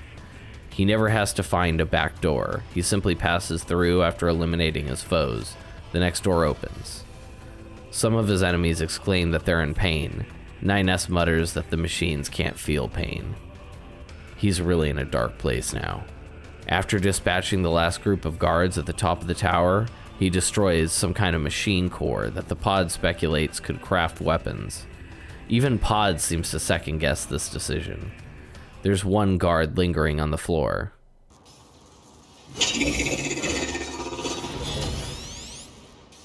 What did we ever do? Kill me. Kill. You cannot grant this machine's wish, and it makes me feel like a monster to walk away. This is the state that NieR is in right now. A2 awakens in the desert after doing battle against that large machine life form. The pod tells her that her fuel filter is failing her after filling with sand from the desert. He recommends replacement. He also recommends that she visit the resistance camp to procure one. A2 is used to going it alone, but she has limited options left, so she does just that. Begrudgingly. Outside the resistance camp, a friendly face is being attacked by other machines. She's taken aback to see machines fighting one another. Once the aggressive machines are taken care of, she's ready to do the same for Pascal. He tells her that he has no intention of harming her. A2 tells Pascal that she's sworn to take out all the machines after all the friends that have died at their hands. Pascal understands this and accepts his death. You're given the option to spare him, and you do so. This is another humanity test. If you choose to kill Pascal, then you're a goddamn monster after all we've been through. Pascal thanks A2 and takes his leave after stopping himself from saying something. Back inside the camp, A2 speaks to Anemone. Anemone is grateful to see A2. She tells her that all her fighting companions are now deceased. We know that has something to do with the Pearl Harbor operation, but that's about it at this point. She tells A2 that there's a unit named 2B from Yorha that's been around. A2 matter-of-factly tells her that she's dead, killed by A2's own hands after having contracted a logic virus. But A2 now has her memories. No need to be shown around the camp. I guess there's that. A2 now inquires about the fuel filter. Anemone says that she's out. If you inquire at the other vendors, they basically all end up directing you to other vendors. You go back to Anemone, who tells A2 that she's changed. A2 tells Anemone that she's become a true leader, to which Anemone replies that she'll never be like Rose. Anemone has saved the records of her fighting comrades' memories on a nearby computer, and now you can read them. This is the longest text-based segment of the game, and I'll try to summarize it as best I can, as succinctly as I can. These are a record of the battles that Anemone has experienced, and she leaves this as a warning to herself. The story begins as Anemone's hair is singed off by a close attack from a machine life form. Her captain, Rose, orders the retreat. Anemone obeys unquestioningly and takes out a few nearby foes before retreating to the trenches nearby. She's lost count of the battles, and her days seem to repeat endlessly. She's forgotten her cause, but continues to fight anyhow. Her squad mates squabble between one another. Her squad awaits orders from Rose in the trench. Gerbera, Lily, Sonia, Erica, Margaret, Shion, Anemone, and Dahlia. That's all that's left of the 8th Division. They now see a new fighting force in the distance. Her crew contemplates a timely escape, but Dahlia doesn't want to abandon the new fighters. Rose calculates. They grab some explosives that were set up and try to blast the machine forces that are distracted by the new fighters. As they approach the battle, they can see that the fighters are androids dressed in strange black outfits. The 8th Division detonates the explosives and annihilate the remaining machine force in the area. Now the two sets of androids turn their weapons on one another. One of the mystery androids cools things down. We're on your side. We're new models rolled out as part of something called Project Yorha. Anemone hasn't heard of such a thing. She can't read their expressions, as these new Yorha androids are wearing large goggles. The Yorha members are numbers 2, 4, 16, and 21. They will not share their mission as it's top secret. Anemone threatens with a knife but is told to stand down by Rose.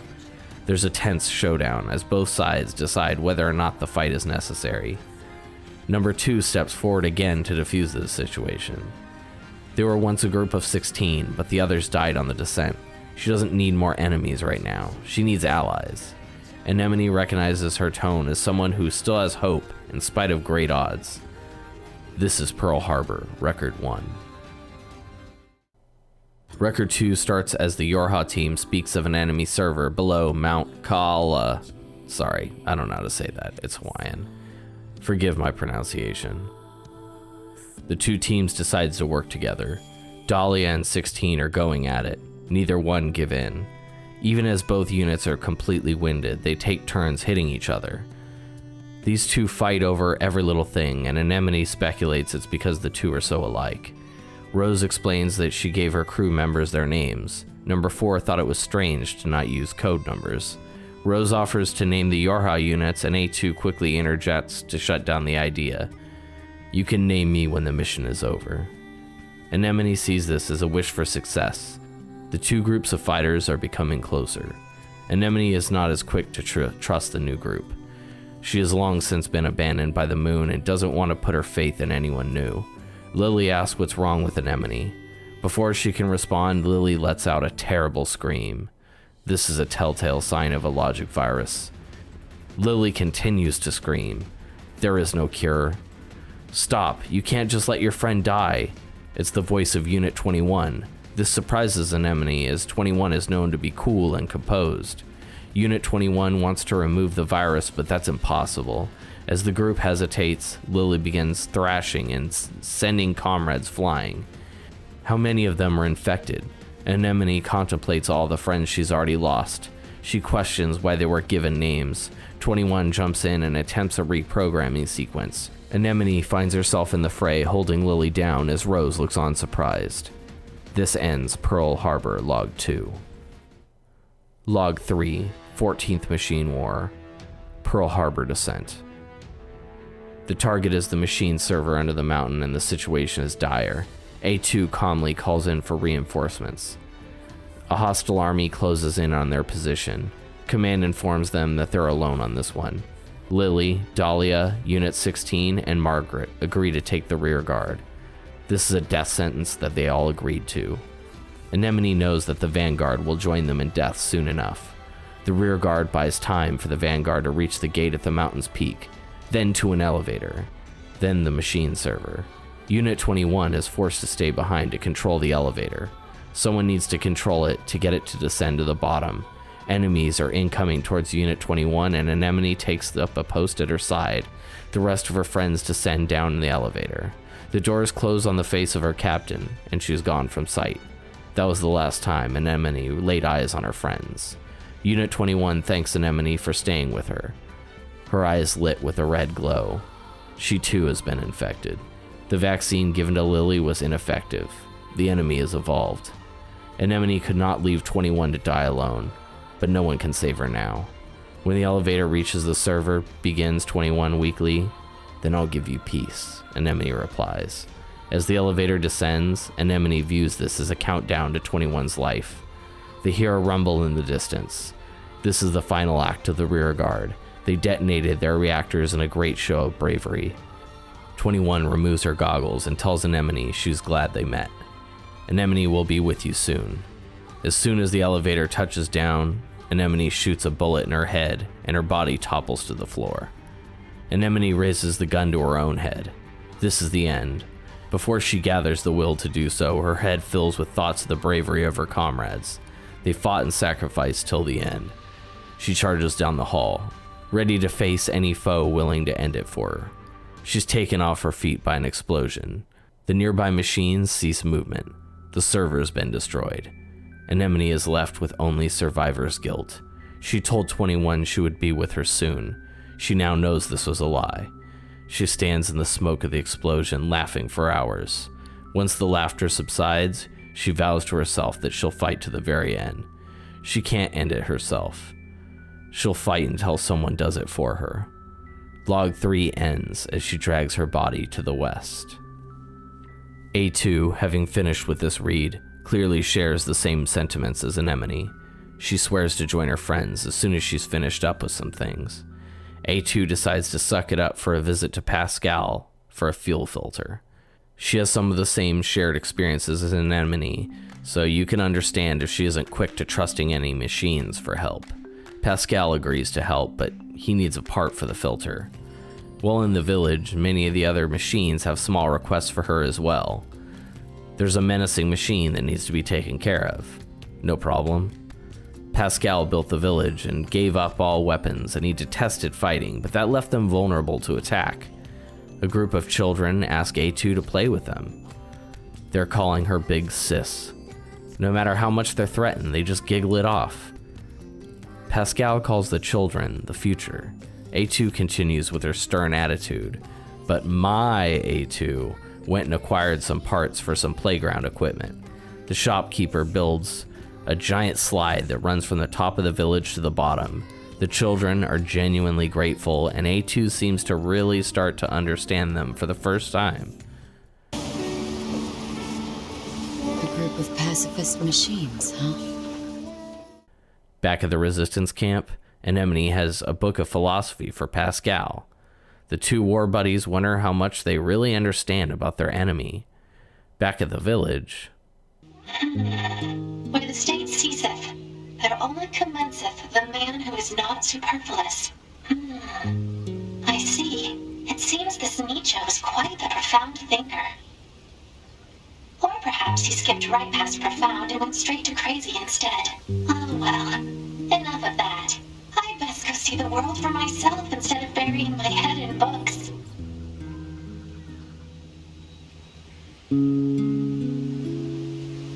Uncle Pascal, play with us. Well, look at you. Your speaking has improved so much, but I fear you still haven't finished your studies, have you? You promised to read and memorize that botanical field guide, remember? You'll play with us when we're done, right?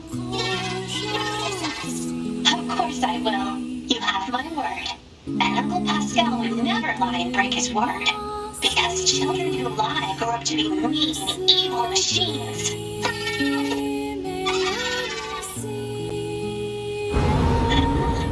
What's that? A2 gets a frantic call from Pascal. There's trouble brewing. The village is in shambles. The normally friendly machines are eating each other. A2 tells Pascal to take the children to safety. She stays and deals with the mad machines. A2 has just had this slide built for the children. Just moments ago, it was a place of peace and hope. That's gone now. Truly a depressing sight. No one's left. Pascal's taken the children to the abandoned factory. Pascal doesn't know what happened. Suddenly, some of the villagers began feeding on one another. Pod asks Pascal why he doesn't just rebuild his villagers. Unfortunately, their machine cores were destroyed with their bodies. Those villagers are gone now. Ever since the death cult was dispatched, the factory is now a safe place for Pascal and his children, or so he thinks. Pod 042 tells A2 of a newly formed cross-regional pod network. This is the coordination of Pod 042 and Pod 153 with 9S. The network has discovered a group of enemies headed straight for the factory. A2 heads to fight them off. Pascal comes to join in. He's a pacifist, but no one is going to harm his children. The waves outside the factory doors are dealt with easily enough. A2 is an absolute beast. I had switched back to hard at this point for funsies. These mad waves of units made for quite the visual spectacle. A2 can't deal with this incoming force though. Thankfully, Pascal is coming hard. He's taken control of a Goliath-class unit. His anger is obvious. He is yelling now. "I'll kill you! I must protect the children!" The waves of aerial vehicles can't withstand the heat he's bringing. Another Goliath rises out of the ocean. This is a battle of lumbering metal. Each swing is methodical and deliberate. Pascal eventually prevails. He runs back to check on the children. No one is ready for what he finds. They've ended it for themselves. A2 cannot understand why they would do such a thing. Pascal taught them everything, all of his emotions, including fear. He thought it would prevent them from running into danger. Instead, they were so scared they had to end it all. Pascal cannot live with this pain. He asks A2 to delete his memories, or, alternatively, she can kill him and end it in its entirety. I've played this game twice. In spite of the fact that I think that killing him might be showing him the most mercy, I cannot muster this response. I hacked into him. In his memories, he remembers his failed promise to play with the children once they were done with their studies. My heart broke when I played through this the first time. My heart broke again the second. My heart breaks recalling it to write this. As his deletion finalizes, he thanks A2 for her mercy. Later on, you can find Pascal back at the village. He's clearing all the junk out of the way in this nice place he found. He recognizes the name Pascal as it seems familiar to him. He's selling the junk he cleared away. If you analyze the things he sells, it's clear that he's selling the leftover parts from his friends. Poor bastard. Of all the tragic stories in this game, I consider Pascal's to be the most tragic. He's the most positive, idealistic, and sympathetic character in this game, and he might have gotten the worst outcome. Truly tragic. The pods again communicate, and Pod 153 fears for the psychological state of 9S. She also advises that Pod 042 keep A2 a safe distance away from them. A meeting would surely mean the end of one of them. I'm sorry to gender Pod 153, but she has a distinctive female voice, and Pod 042 has a distinctive male voice. It gives two of the most robotic characters in the game a clear character to them. Pod 153 warns 9S of his declining mental state. She calls this an abnormality with his mental state. 9S shrugs this off and merely wants to get to the next resource unit location. He's in too deep to stop now. The next resource unit is in the flooded city. This one reads Soul Box at its door. This is a set of hacking challenges. Much like the God Box, once a challenge is overcome, an elevator door opens the next challenge. The machine announcer voice taunts 9S and points out all of the machines he's murdered to get here. He remains unbothered. He finds information in the tower. It appears to be some kind of rocket aimed at the human server on the moon. Some of these hacking challenges are becoming pretty intense now. I was a huge fan of these segments, but I'd wager there are some that probably grew super irritable at reattempting them numerous times. 9S finds another file that shows them that the black boxes at the core of Yorha androids are in fact made of the same materials as machine cores. It also states that it would be inhumane to give them true AI since these units were destined for disposal. No further elaboration, but that's messed up.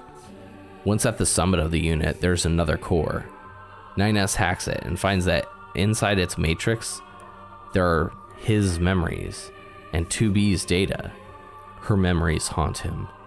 They slowly dissolve around him, which troubles him greatly. He defeats his tormentor. After stabbing it relentlessly, his tormentor is revealed to be the corpse of 2B. Did I tell you that 9S was in bad shape? The pods once again converse. Pod 042 says that the machines have begun communicating over the network. This is concerning. Pod 153 tells her friend about 9S's poor mental state. They're unsure of what to do, but at least they're aware of their predicament, I guess. 9S awakens in a truly dreadful state. Near field controls are down. Combat is out of the question at this point. He needs maintenance. The pod ushers him back to Devila at the resistance camp. Devila and Popola can't believe he was even able to make it back to the camp. They ask one thing of him: don't die alone. 2B wouldn't want that either. You can take care of several errands for them. Once you complete them, 9S notes that they draw some very difficult assignments. Pod 153 not so subtly states that the tasks they are given will eventually have a deleterious effect on the entire organization. In other words, it's fucked up that they keep getting all this put on their plate. 9S speaks to Anemone about this. She basically confirms that they are, in fact, getting the short end of the stick. He said that others in the camp still haven't forgiven them. When 9S asks the pair directly, Devila is passed out drunk. Popola apologizes for her behavior. It's a coping mechanism. It isn't easy for them being seen as defective. Years ago, the identical models to them caused a major incident, and they still have to deal with the blowback. If you played NieR Replicant or Gestalt, or alternatively, if you watched a recap of the story, you know that the incident in question was their failure to see through the success of Project Gestalt. When the NieR and Riona replicants destroyed the Gestalt counterparts, the project failed. Humans ceased to exist that day. Apparently, the androids remember their failure, but not what their failure represented. It bothers me mightily that these different Devila and Popola units are treated as defective because of something another model was responsible for. This is the way of this game world, and sadly, the real world. 9S heads to the amusement park to find the final resource recovery unit. The amusement park has all the life sucked out of it. These machines, too, are tainted now. The lively music and happy atmosphere has left the park, leaving it feeling dark and dreary. He approaches the final box. This one reads, God Box. As he enters, we switch over to A2. A2 is in the discussion with Pod 042 when an announcement echoes throughout the abandoned factory. Only one lock left to unlock the server. The announcer says that the first one to unlock it will earn a special prize. This leads A2 over to the same resource unit as 9S. Once she arrives at the amusement park, it cuts back to 9S. The God Box is another combat challenge. The lights go out, and 9S is beset by foes. His hacking abilities make this a fairly easy task, albeit an atmospheric one. Level 2 is much of the same. On the top floor, 9S finds something he wasn't ready to deal with. Operator 210. During the attack on the machines, she volunteered to turn into a Type B combat unit. They changed her code name to Model 21B, and she was recorded as missing in action 4 hours later. She was not exempt from the logic virus. 9S hates to hurt her, but he has no choice. She is beyond saving. Much like Lily in Anemone's tale, she cannot be fixed. As she takes damage, she utters words she can recall from a previous life. One affirmation will suffice. I want to take a moment to go back to when 9S was doing his mission to destroy the machine defenses. She was talking to 9S as though he was a child, although she denied it. I've seen some speculate that she was already infected by the logic virus, so this is why she was acting strange.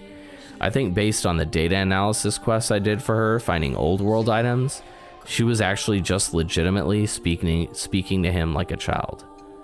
More specifically, her child.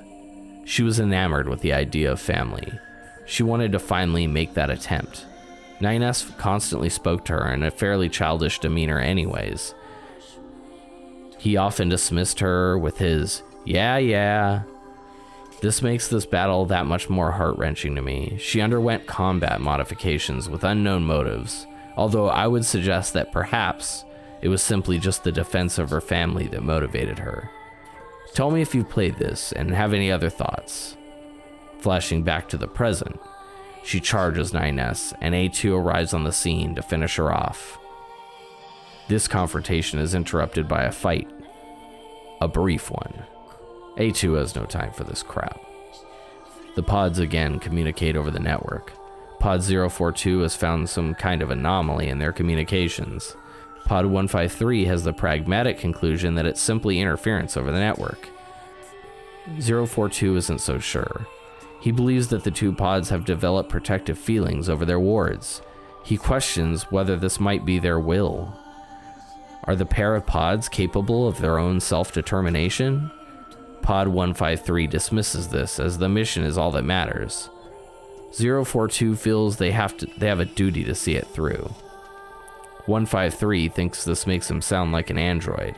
He quickly points out that just as the androids were influenced by humans, the pods are tied to their creators as well. They tell each other not to die. They may not fully grasp the concept, but they're sounding more and more human by the minute. 9S awakens after a long fall from the resource recovery unit. The tower is now accessible. Let's see what's in that damn rocket now. He can now hack the small support units outside the tower. Once that task is accomplished, he begins to hack the main tower. A wave of enemies fall from the sky to stop him. He cannot hack this tower and fend off these enemies. They won't stop coming. The most unlikely of allies will fight off the waves of machines as 9S hacks the tower. He can't seem to get through the defenses. Pod 153 says perhaps if 9S would permit his self-consciousness data to lose control, he could paralyze the barrier. He fails at this task. Popola selflessly throws herself at the wall. The sisters know what they're doing. They throw themselves at the task. They have to atone for their sins, even if I think those sins are imagined. Once passing the boundaries of the tower, Pod 153 grants you access to a Devla and Popola file. They struggle on a long walk through the desert. They were once observers of Project Gestalt. All models of Devla and Popola were tasked with this one objective. They were created as a pair, two sisters to share the burden of their task. Each pair had their own cities to observe. They were charged with guiding the hands of the replicants. Back in the desert, Devla falls in the sand. She has a damaged leg, but pretends she's fine. Popola does what she can to repair her leg with what she has at her disposal. They need to get to a town. For now, they're together. A report regarding relapses. The two converse about the relapses of the replicants. Devla warns to keep quiet as she doesn't want the replicants to hear. Popola knows they wouldn't understand even if they heard. The black scrawl, it's spreading. The Gestalt soul separating from a replicant body. The pair decide to wait it out. They have no means to stop this. They fear failure of Project Gestalt more than anything. The replicants continue to gain their own sense of self and push out their Gestalts. The black scrawl rages among the population. During the day, the pair talk to the replicants as everything is normal, but at night, they held themselves and cried at the horror. They tell each other that they couldn't have endured this torment alone. They question whether humans knew this project was destined to fail. Surely that's why they made them a twin model. Unsure if it's cleverness or cruelty, they're certain that they've only come this far because of each other. Maybe this black scrawl is just in their city. Perhaps the other cities are faring better. They tell each other that it will be okay, but it won't be okay, because a pair of Devla and Popola models from another town. The two continue to clod through the desert. Devla continues to downplay the injury to her leg. Popola carries her as much as she can. She was injured by members of the resistance. Popola would have surely fought back, but Devla just smiled, and Popola's rage melted away into sadness. They decided to leave town forever. Record of Project Gestalt's end.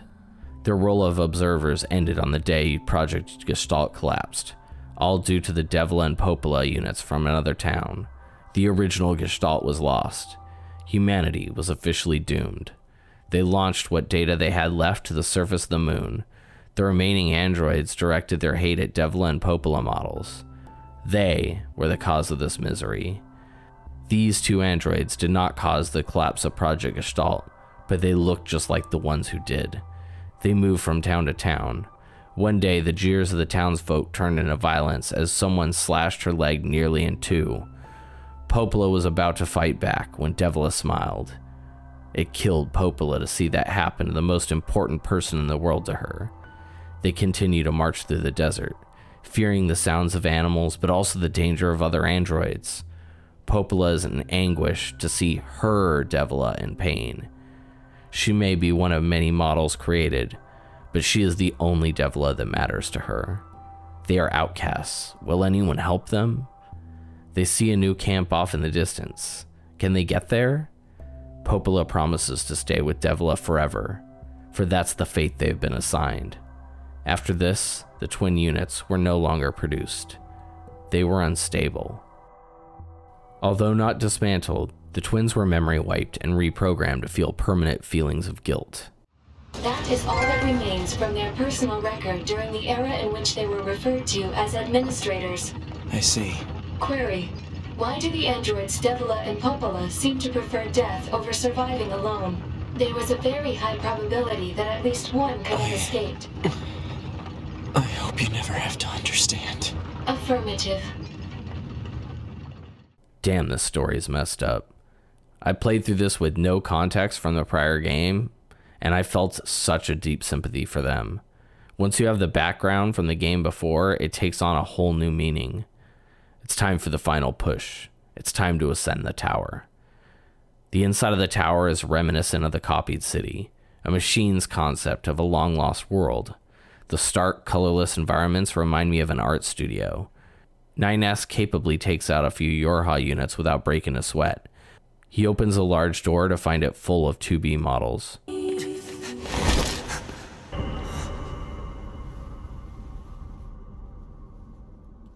2B models?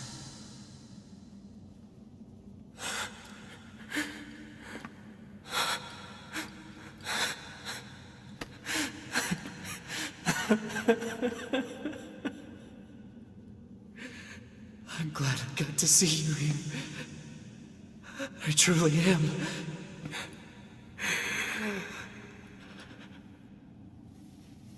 I'll tear you apart. Every last one of you! I know I keep telling you that NieR isn't okay, but seriously, that boy ain't right. Kyle McCarley is the English voice actor here, and he is earning his paycheck. You feel his pain as he ends the lives of these 2B units. The last one has a bit of a trick up its sleeve, though. A2 is still in the city ruins. Pod makes her aware of the now accessible tower. Devila tells A2 they open the tower and warns her that A2 is already inside. She also asks if they helped. After all this time, she's still seeking approval. Once inside, A2 finds the Yorha corpses. Evidence of NieR's entry. Suddenly, past an open door, she finds a familiar place. She doesn't recognize it as a library, and Pod informs her of its purpose. We know that it's not just a library, but the library from NieR Replicant. Here she finds a lot of records. Human server records, medical records for a young girl named Yona. Yes, our Yona. And also an interesting read on Model 2 androids. Whatever information she finds, she keeps it to herself, because she's ambushed mid-read. NieR awakens Sans' arm. He uses the nearby 2B unit to Frankenstein a new one. Seemed like a good idea at the time. Turns out he just infected himself with the virus by transplanting an infected part. He hacks into himself to remove the virus. This seems to at least quarantine it to maintain functionality for now. NieR now runs into the voice that has been echoing from the tower. It's the little girl in red that was by his side in Ending B. The girls offer a special announcement just for him after he takes care of a quick combat gauntlet. They keep their word. With the enemies dead, they show off a Yorha disposal document. NieR does not like this news. You probably didn't read the document just yet. NieR has his hands full with this group of Yorha units and flight suits. The truth of the document can wait. NieR takes one of the flight suits and takes off. A2 has been ambushed by a giant machine called Koshi. She fights it off for now. Actually, it kind of seemed anticlimactic, really. She moves along and gets hacked. The female machines are back. They no longer have childlike voices. They now have the voice of an aged man. A devious aged man. They are the machine construct. Their memories are endless. They remember this. Yorha attacker number 2. A2 cannot kill enough of these little girl machine constructs. No matter how many she destroys, more spawn in their place. Pod has a hypothesis, though. He tells her to lead the machine girls to their own devices. Well, he says it in pod jargon. Essentially, as they continue to propagate, the machine consciousness begins to saturate. It doesn't stop them from taunting her. Oh, they're so superior to her in every way. Pod can see their logic is evolving. Hypothesis. The enemy has become aware of the diversity of life. I don't know why, but I just fucking love that line. Eventually, the girls stop spawning. Pod says that their consciousness is fractured. There are two sides now with opposing opinions. One side believes that androids provide evolutionary pressure to improve even further. The other side sees 9S as dangerous. This conflict leaves them fighting amongst themselves. A2 notes that they're acting like humans. United they stood, divided they fell. A2 awakens from the Matrix only to be immediately attacked by Koshi yet again. The machine network still has the power to drive a number of foes in this place. The camera gracefully cuts to 9S, who's now in the flight unit. He has his own giant named Roshi to deal with. Both of these creatures are muttering all kinds of strange things, and the pod speculates that it's a data leak from a past life. This segment cutting between A2 fighting on foot and 9S and his flight unit is just another example of Platinum being slick as hell. The music keeps escalating until you think it's reached its pinnacle, then it cranks it up another notch. Any lies that 9S told himself about the machines being incapable of rational thought, though, have long since gone out the window. The two machines are saying some wild stuff. Roshi asks 9S directly, "Why do you live?" 9S seems to have finished off his unit just as A2 does the same, but then they do the fusion dance. They are Koro now! The fight continues to change the perspectives of the fighters as they do more damage to this machine. This can be a bit discombobulating. The combined efforts of the two androids are enough to destroy this large machine. With no more machines in their way, 9S and A2 finally face off. A2 reveals her discovered truth. The tower is a giant rocket aimed at the human server on the moon. The machines want to destroy the human data. 9S laughs. Androids aren't needed anymore. Their job is to defend humanity, and humanity has gone extinct. The moon server is only up there to give androids a sense of purpose. Project Yorha was designed to keep the human lie going. Eventually, someone was bound to find out the truth. So all of its androids were designed to be killed.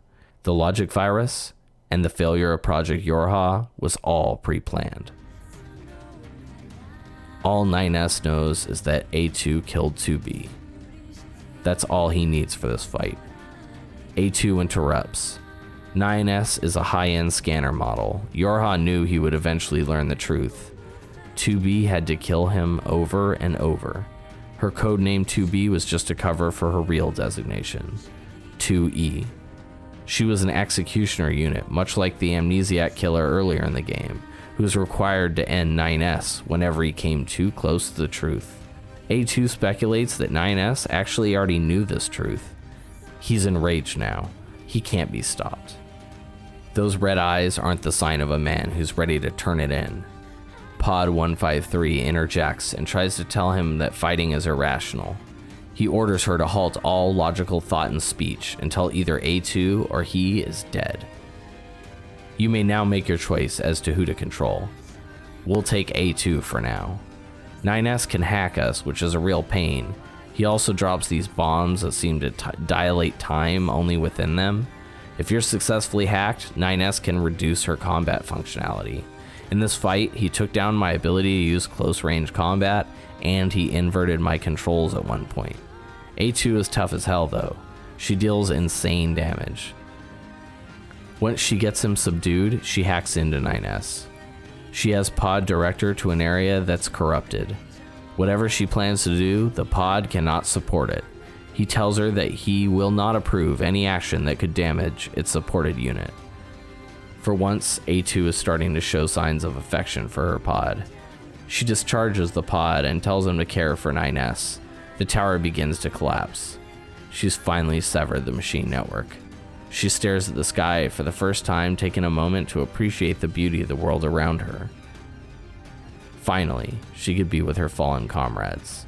Much like Anemone, she never intended to make it this long. The final screen cuts to the fallen sword embedded in the rock. Virtuous contract. 2B's sword now lies in rest.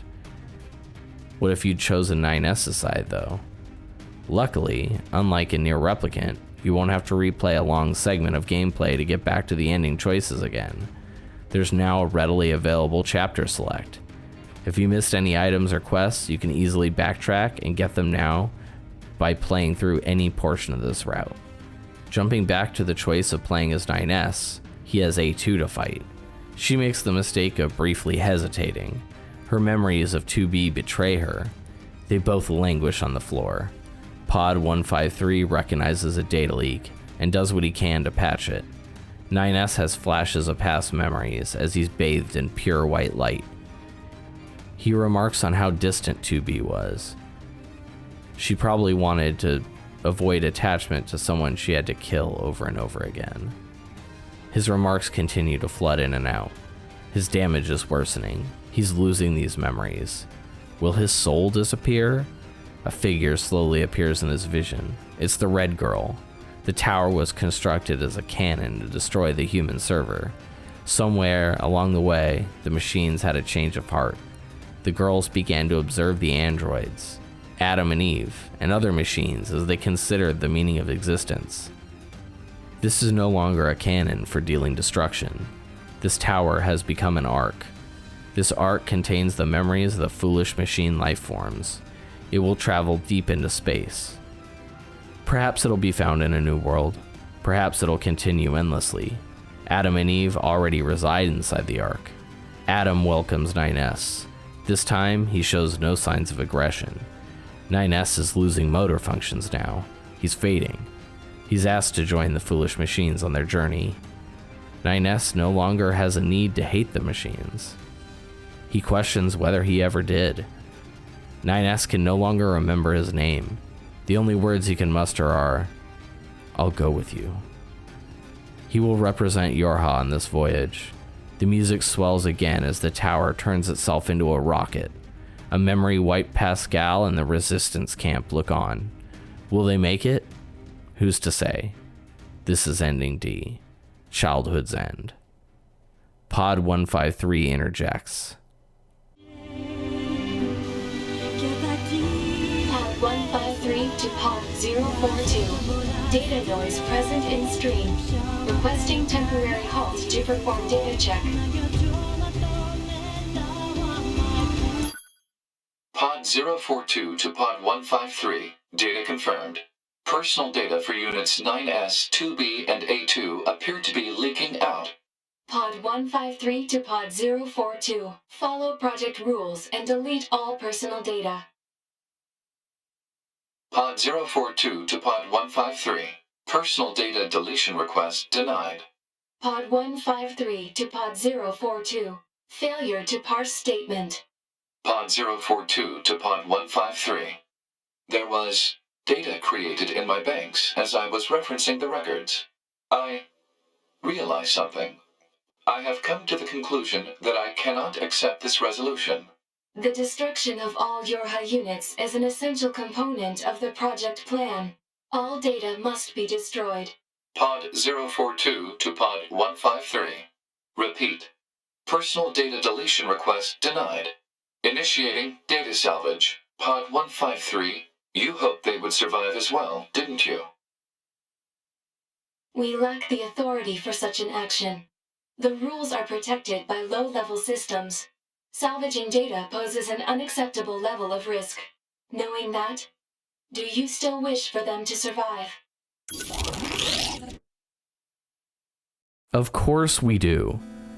We've played these characters for at least 30 hours at this point. We love them. Yoko Taro breaks the fourth wall and asks you directly to save them and initiate Ending E. Pod 042 explains that having the 6 of them exchange information the way they did unlocked a sense of emotion being born inside of him. In the end, The two most robotic and machine-like characters had the biggest evolution in character. They learned to embrace humanity. Not the hate of humanity like Adam, not the simple pleasures like Eve, not the vengeful bloodlust like 9S. The pods grew to love and show compassion for their wards. The credit sequence looks a bit different here, as I unlock the ability to turn the bullets into Emil heads. I got very cocky both times I did this run. I started to believe I was getting good enough to make it all the way through on my own. Eventually, the amount of on-screen obstacles becomes untenable. When you're destroyed, the on-screen prompt asks you if you want to give up. Of course you don't. You die again. Do you accept defeat? Clearly not. You persist, only to fail again. Is it all pointless? Now you're receiving messages from other players that urge you to continue. You fail again. Do you believe games are silly little things? After this fucking game? Are you kidding me? A bit further, but you fail again. Do you admit there's no meaning in this world? Now I'm pissed. Give up here? No. You get a rescue request. You accept it. Or at least I accepted it. Now you have the firepower to continue. Every time a ship is destroyed, it alerts you that a player's data was destroyed. With your newfound allies at your side, you can destroy the remainder of the credits. The opening line from the start of the game is repeated by Pod 153. We're perpetually trapped in a never-ending spiral of life and death. However, she believes life is all about the struggle within that cycle. The two pods have the most casual conversation they've had in this entire game. 153 asks if their past memories have been completely salvaged. Pod 042 confirms this is so. And their parts are still the same as the previous ones as well? Yes. She wonders if this will simply lead to the same conclusion as before. He admits that it could be so. He says future isn't given to you, but you must take it for yourself.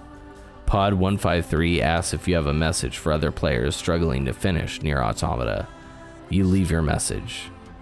Pod 042 asks if you'd be willing to help the weak. I agreed to. This action requires that you delete your save data permanently. Pod warns you that this person will be chosen at random and it may well be someone you don't like. I again confirm, I'm willing to do this. He warns you several times that you will not be thanked for your efforts. Some might even say this act is purely for show. I still agree to delete my save data. The game methodically deletes all of the completed quests, all the items you've farmed, all of your weapons, all of your hard-earned plug-in chips. The archives! No, not the archives!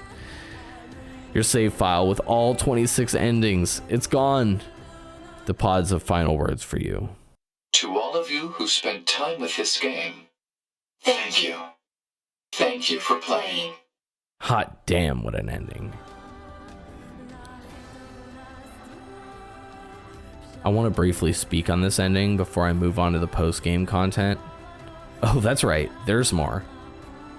It seems to me this ending is spinning off of ending C and not ending D, but I can't necessarily be sure. If it was in fact ending D, there would be a copy of 9S in that space arc, and then another copy left down on the planet. If anyone has anything definitive rather than my hunch, hit me up in the comments. 9S is shown being carried off by the pod with his missing arm featured in ending C. It just seems right to me. This ending is decidedly different than my expectations because it's kind of upbeat. This defies my expectations based on my experiences with this game and its predecessor. If anyone watched my fucked up video on NieR Replicant, I spoke about how they added a new ending. That one was more in keeping with the tone in this game's ending E. If I'm being honest, the original ending where NieR sacrificed himself for his friend Kaine and his daughter Yona had so much impact on me because of the finality. In spite of NieR's flaws, he was my boy. He did what he had to do in the end, but it was far more bitter than sweet. That's what stayed with me. So I say all that. Seems like I should not like this ending where the pods sweep in and save the day at the final hour. I still loved it. What I said in my NieR Replicant video is still my opinion now. This game is a successful execution of ideas that were first put in motion in the first game. Replicant hammered home themes of others. This faction doesn't like that faction, who doesn't like that faction, etc., etc. This game does the same thing beautifully.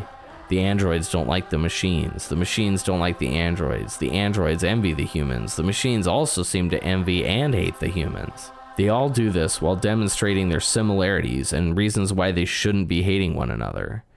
The points about transhumanism were far more effective in this game than they were in Replicant to me. At the very end of the game, it's a robot-voiced boxy pod who saves the day, and he is shown to be far more than his programming. When I tell people about this game, I often tell them that this is a game with the most human characters I've ever experienced in a video game. It just so happens that none of them are actually human. I'm rambling now, but my point is that the upbeat ending didn't ruin any of that for me. In fact, in some ways, it might have improved it. You saw that file got deleted. I didn't get 100% of the game completed on this run. I skipped out on 2 of the final pod upgrades. I got like 91% of the unit data and archives. Sadly, I have to admit that I only caught 53% of the fish this time. I know, I'm a poser. Basically, I did almost everything except some things that I could re-look up on a wiki, or the damn pod materials that take forever to farm. My first 100% run took me about 65 hours because of farming those materials took forever. Don't do it, unless you want to. I'm not the boss of you. After you finish the main story and unlock chapter select, you can backtrack and pick up any quests you missed, or go back to do Emil's quests. These are the highest level quests in the game, and they can be a bear. Are you a NieR Replicant fan though? You'll be rewarded. Let's recap that and one other side quest, shall we? After the forest, where Emil's head pops out of the machine, he could be seen driving around and operating a storefront in the city ruins. If you talk to him, he'll tell you he lives deep underground. You may or may not have noticed there are lunar tears scattered around the world. Emil is deeply fascinated by these. His first quest is to track these down. They bring back some memories that he had long since forgotten. 9S will call him and he arrives in a damn jiffy. Startlingly fast, really. The lunar tear in the amusement park makes him remember when the aliens first invaded. He remembers fighting for something precious to him, but he can't recall what it was. The desert lunar tear reminds him again of the fight against the aliens. He created multiple copies of himself to assist in the fight. They were so great in number that he needed more firepower. 9S asks him his age, and Emil can't quite recall. That memory wasn't important to fight. The last tear was in the flooded city. It rushes back to him. He remembers an important place. He says it was special to him. He gives you a key to an elevator in the shopping mall. Emil was not lying. This place is special. It's filled to the brim with lunar tears. He tells 2B that this place was protected by the person he used to be. He tells the gang what we Replicant veterans already knew. He was created as a weapon. When the aliens invaded, he had to use that weapon to defend the Earth. The problem was, the more copies of himself he created to fight, the less the original Emil's memories remained. This is just one of many Emils. He tells 2B and 9S that the original Emil loved this place a lot, and he spent most of his cherished times with his loved ones here. He still has a score to settle. He thanks you with your own lunar tear. This was the home of Kaine. The first time I played this game, I didn't know what this place represented. Now I know that his best friend in the world used to reside here.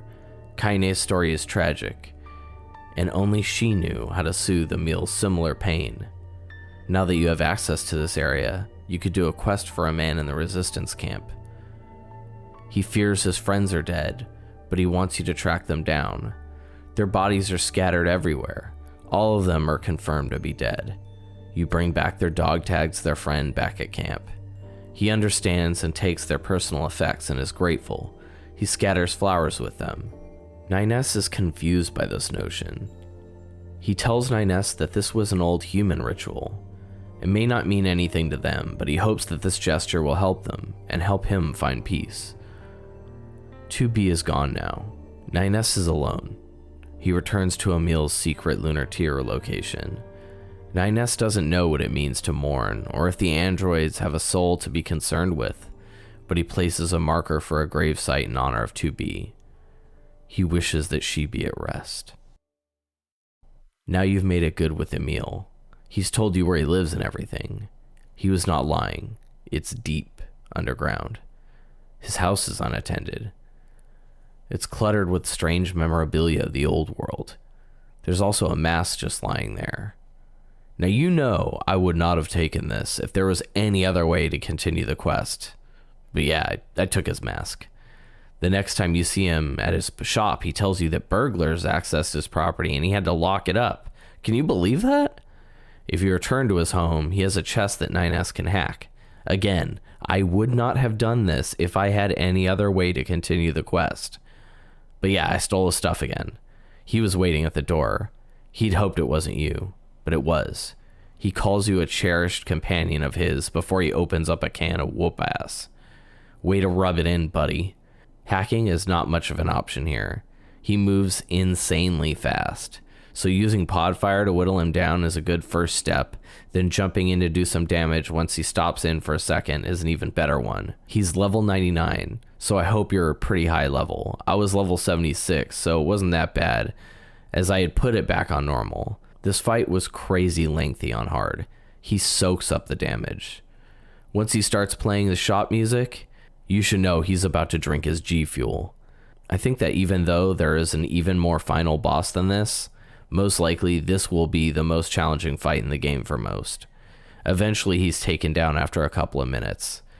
Emil leaves the room and seems to have lost the will to fight. To see Emil so downtrodden breaks my heart here. He can be found in front of the elevator in the shopping mall. He thinks you've become so powerful that he isn't needed anymore. You can track down his path. He's headed for the desert. You might have noticed these large familiar circular structures out here while exploring earlier in the game. Our friendly shopkeeper was overtaken. Round thing, you okay? Watch out. They're still alive. Oh, are you kidding me? This is another spectacle fight. I know there are people that can do this whole game without being hit, but there's so much going on here, I don't feel bad in the slightest cheesing it with health recovery items. It's impossible to see where the damage could be coming from. Okay, not impossible, but very difficult. This is what happened to Emil's clones. They've lived for an eternity, and they're tormented. They're ready to end the world. They've lost their sense of self. All their companions are dead. They are all that is left. Nothing but endless war and conflict. It's taken its toll on these clones. They no longer see the worth in the world. They don't sound like the thoughts of the eternally positive Emil from NieR Replicant. Our shopkeeper Emil hears this and can't take it. But even so, all of this is wrong. No matter how hard or how painful, they never gave up. They kept fighting because they believed they could overcome someday. Isn't that right, Kaine? Even if it's pointless, you still have to do it. Because this is the world my friend tried to save. Now that's the Emil I know and love. The Emil clones try to self-destruct and you're forced to destroy them quickly. In the end, Emil remembered that which was most important to him. It cut him deeply to have lost those most close to him, and he tried to avoid those memories. Now he's grateful to finally be able to see his friends again. A2 doesn't want to hear it. He greets his beloved friends as his life fades to black. It's my speculation that this was the one true Emil. At the very least, he's the only one who managed to remember what was most important to him. For those that have never played NieR Gestalt or Replicant, Emil was a glorified science experiment. He was raised in a lab with his sister. They were both weapons. When his sister went out of control, they used his ability to turn people to stone against his own sister. Even after the passing of his scientist prison guards, he lived a solitary life. He lived his life in a blindfold to protect the world around him. NieR and Kaine found him and unlocked his memories, much like in this game. He needed his sister's power now to help others. He had to kill his own sister to get them. Not only that, but now he was in the hideous form that you see today. He was human once, Seeing himself in a strange skeletal form made him break down in tears. His friend Kaine was an outcast herself. Their bond helped him cope with the heaping pile of bullshit that he was subjected to for his life. In NieR Automata, that miserable existence has extended so long that he can hardly remember the one small group of friends that he had once ages ago. His story is yet another tragic one, but it also serves as an Easter egg for those in the know of this tale. I love Emil, and I think about his story often. Rest in peace, bud. I briefly want to touch on the DLC, and for once I do mean briefly. I saw that there are 3 Coliseum type areas, and I figured this was just additional combat challenges. I wasn't super interested in it, to be honest. I have to admit that I enjoyed it more than I should have. You can't use healing items, so there's no cheesing the fights here. In the desert, you'll find more mass machines that set you up with wave-type gladiator fights, 6 of them in total. They, like the old people from Facade, are trapped by their own rules. Pretty enjoyable. In the forest, there are 6 fights you could take. This time you play as any robots you've hacked and controlled in the game, in the same type of gladiatorial combat. There's an underlying story about how the machines are questing for more strength. I found that enjoyable as well. In the Flooded City, there are 6 more combat arenas set up. This set of fights has a story about the resistance fighters using captured machines as slaves, much like in the gladiator arenas of old. NieR is the most bloodthirsty killer of machines around, but when he sees huddled masses of scared machines in the back, even he can see that this is not okay. His pod analyzes the situation and tells NieR that the androids here have begun to inherit the cruelty that is inherent in humanity. NieR questions whether or not he has that side in him. We all know the answer to that question. You can fight some super secret bosses at this Coliseum if you tell the manager, "Immersion Schmersion." This sets up a fight with the CEO of Square Enix, Yosuke Matsuda, and if you do well enough against him, Kenichi Sato from Platinum Games will join in. This is a fun and goofy addition, and I played through this fight on my newly acquired Kaine outfit for 2B. Ciao! The meat of the story for the DLC revolves around a busted up machine named Plato 1728. He's barely held together at this point. He barely passes a motor function exam at the machine factory. His fellow machine life forms talk to him like they're talking to Urkel. He then goes to combat training, which goes about as well as you might expect for a model with tons of defects. During combat training, there's a montage of them sending an increasingly tougher force against him as he gets blown to bits over and over.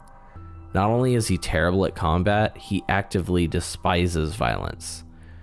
Next, you see a record keeper machine on his shift at the factory. They're currently constructing a Goliath-class machine. That's pretty neat. When he goes to the record room, he finds the records for Plato 1728. He went haywire and destroyed a bunch of machines. Plato tells it from his perspective. He was defective. Nobody wanted to be friends with him. He finally made a friend when he found a doll left behind by humans. He cared for the doll and spoke to it. One day the factory was blown to pieces and his doll friend was consumed by flames. Losing his friend caused him to lose control. He killed everyone, friend and foe alike. Once he was out of steam, he was captured by the machines. They took him apart, and all that's left of him watches from inside the control room. He's an observer now, watching the world, watching the ones consumed by rules, the ones who discriminate, the ones who are obsessed with strength and power. Plato cannot judge them, though. He now has to watch as the machines destroy dolls. Ever since the incident, the machines fear the dolls now. Instead of understanding the root of Plato's problem, the dolls are the chosen scapegoat. Plato doesn't understand why he did what he did. This ends with what I would describe as a surreal music video. This is not the typical cutscene one would attribute to the end of a DLC. Well done. I enjoyed this as well. I won't break it down in graphic detail, but it deserves at least a basic discussion in a video that will already be insanely long. This would certainly make for a film student's wet dream to break down, and I'll leave it to those guys. And with that, this concludes the story of NieR Automata. Early in the game, I noted 2B's change in how she acted to 9S. She also clenches her fist after he greets her in the bunker. Playing through a second time, 2B's role as an execution android is well telegraphed, but I was completely blindsided on my first run. Much like A2 has resentments towards Project Yorha for what happened to her crew after the Pearl Harbor descent, 2B has those same resentments for being forced to kill an android she had feelings for. She refuses to call 9S Nines in spite of his insistence that everyone else does so. You don't want to name an animal you'll soon eat after all. She keeps her distance as best she can, and they do a good job of demonstrating this. A first-time player perceives her as someone who's simply all business. This is still true, but it's also a means of protecting her own feelings that are supposed to be prohibited after all. She makes cryptic comments at times that later reflect on this inner conflict, like when she finishes with the amnesiac assassin quest. At the end of routes A and B, she strangles him and proclaims it always ends like this. My first time through, I felt like I was missing some important information. I was. This is not the first time she was forced to kill 9S. This is one of the first things that comes to mind when I recall this game. 2B's conflict. It colors my views of her character. Her death scene was incredibly impactful to me. The combination of audiovisual cues to impress upon you the trauma she was going through, and the immediate reaction of 9S was crushing. I often play Japanese games in Japanese with English subtitles. Many people do this, and they often claim the Japanese dub is the better version of play. I've also been one of these people. Most of the Japanese games I play don't have top-notch production values, and they're written in Japanese, and the English dub tends to suffer. Whether it's because they get subpar voice talent for the English version, or the script wasn't adapted properly to work in English. I don't speak Japanese, but in these types of games, the Japanese voice actors often tend to better fit my ideas of what these characters should sound like. This game defaulted the language to English, and I left it as such. After playing it, these characters aren't Japanese archetypes that should sound Japanese to me. They're representative of humanity with no qualifiers for any ethnicity or background. Frankly, I've never even considered switching to the Japanese dub for NieR Automata or Replicant. The script was excellent and the voice talent makes it come alive to me. I literally cannot imagine anyone else voicing any of these characters, as they've all been brought to life so well by the English voice cast. If you played the game in Japanese and you believe that's the superior version, then I'll believe you, but I'll likely never attempt to find out. I spoke about immersion earlier.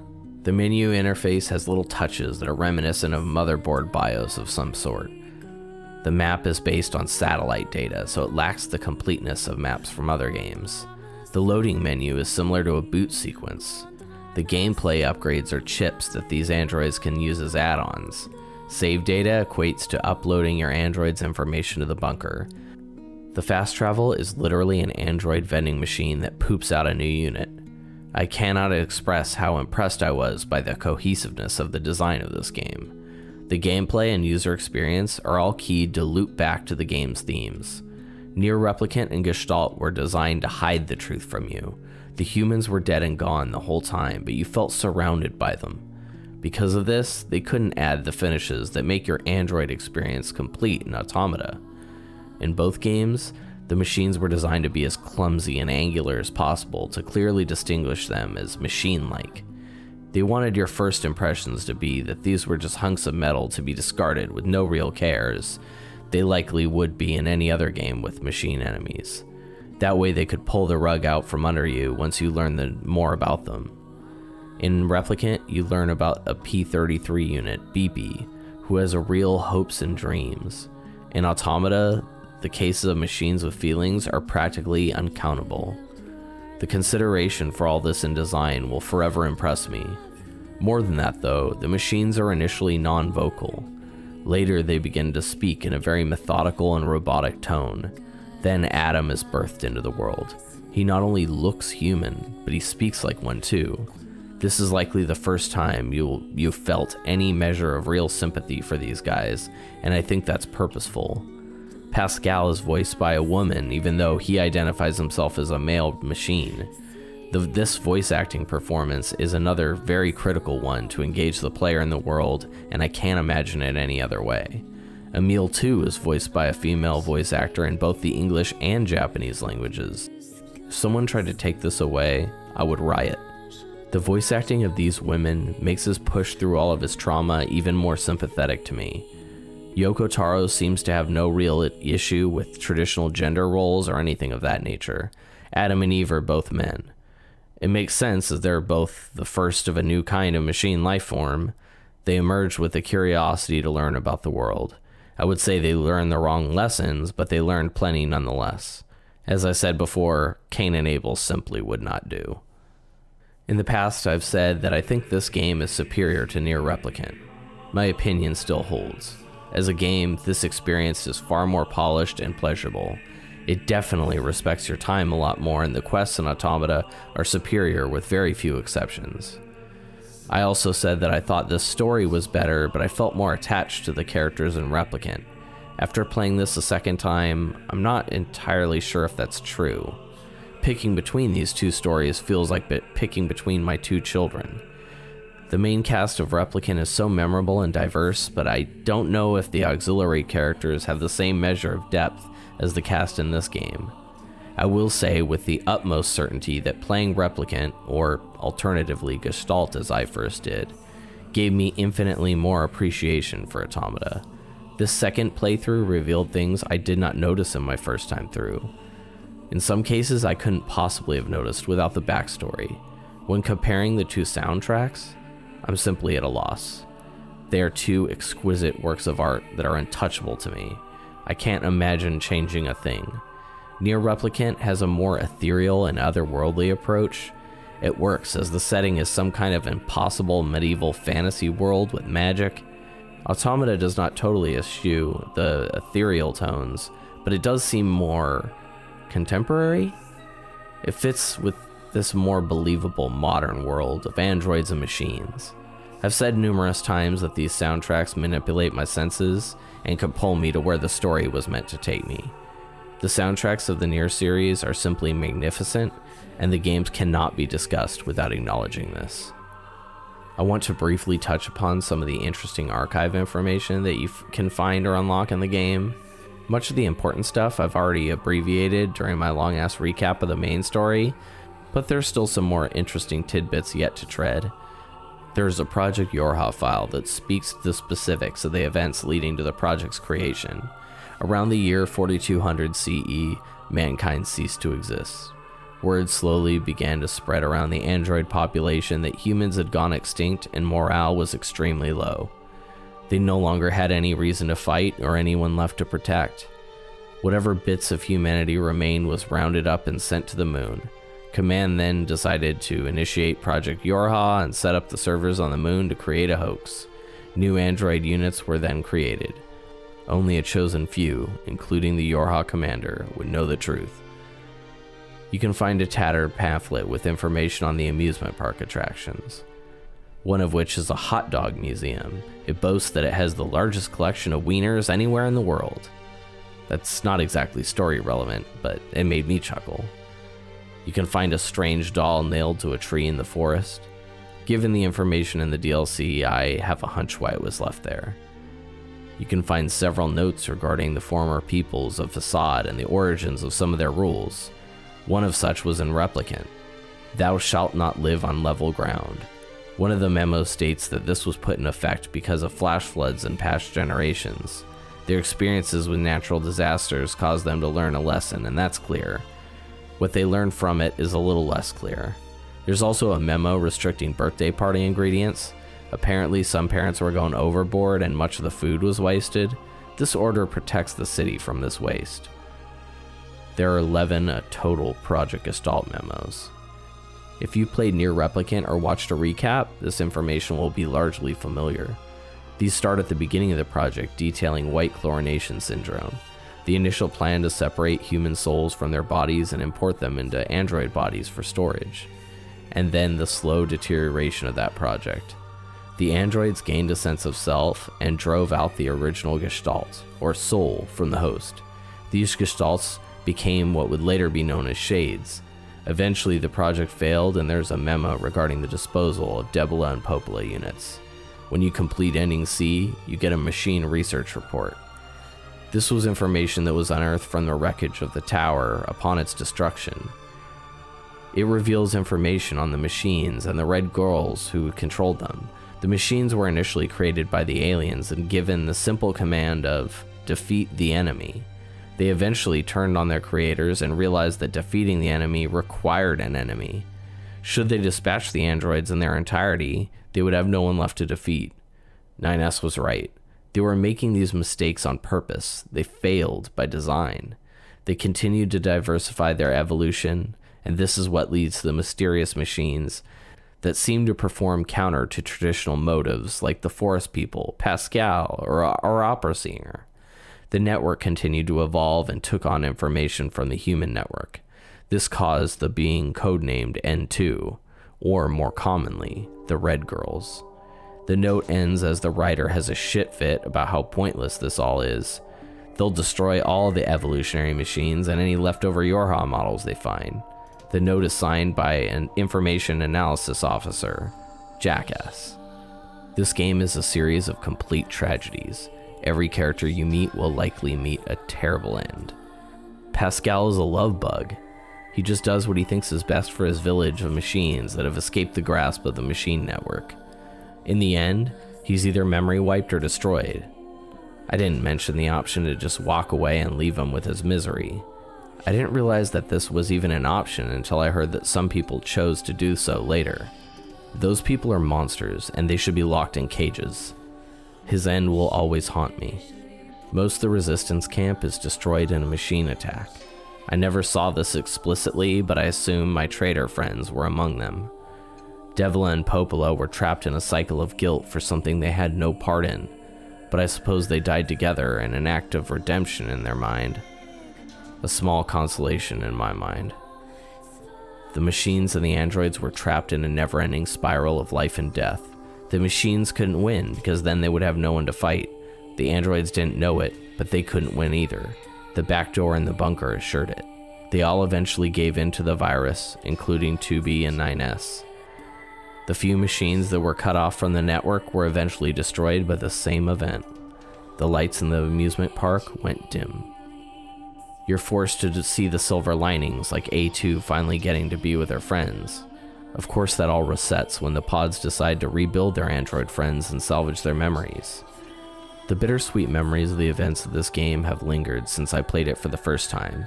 After playing it a second time and writing this giant script, I have a feeling that the memories will continue to linger.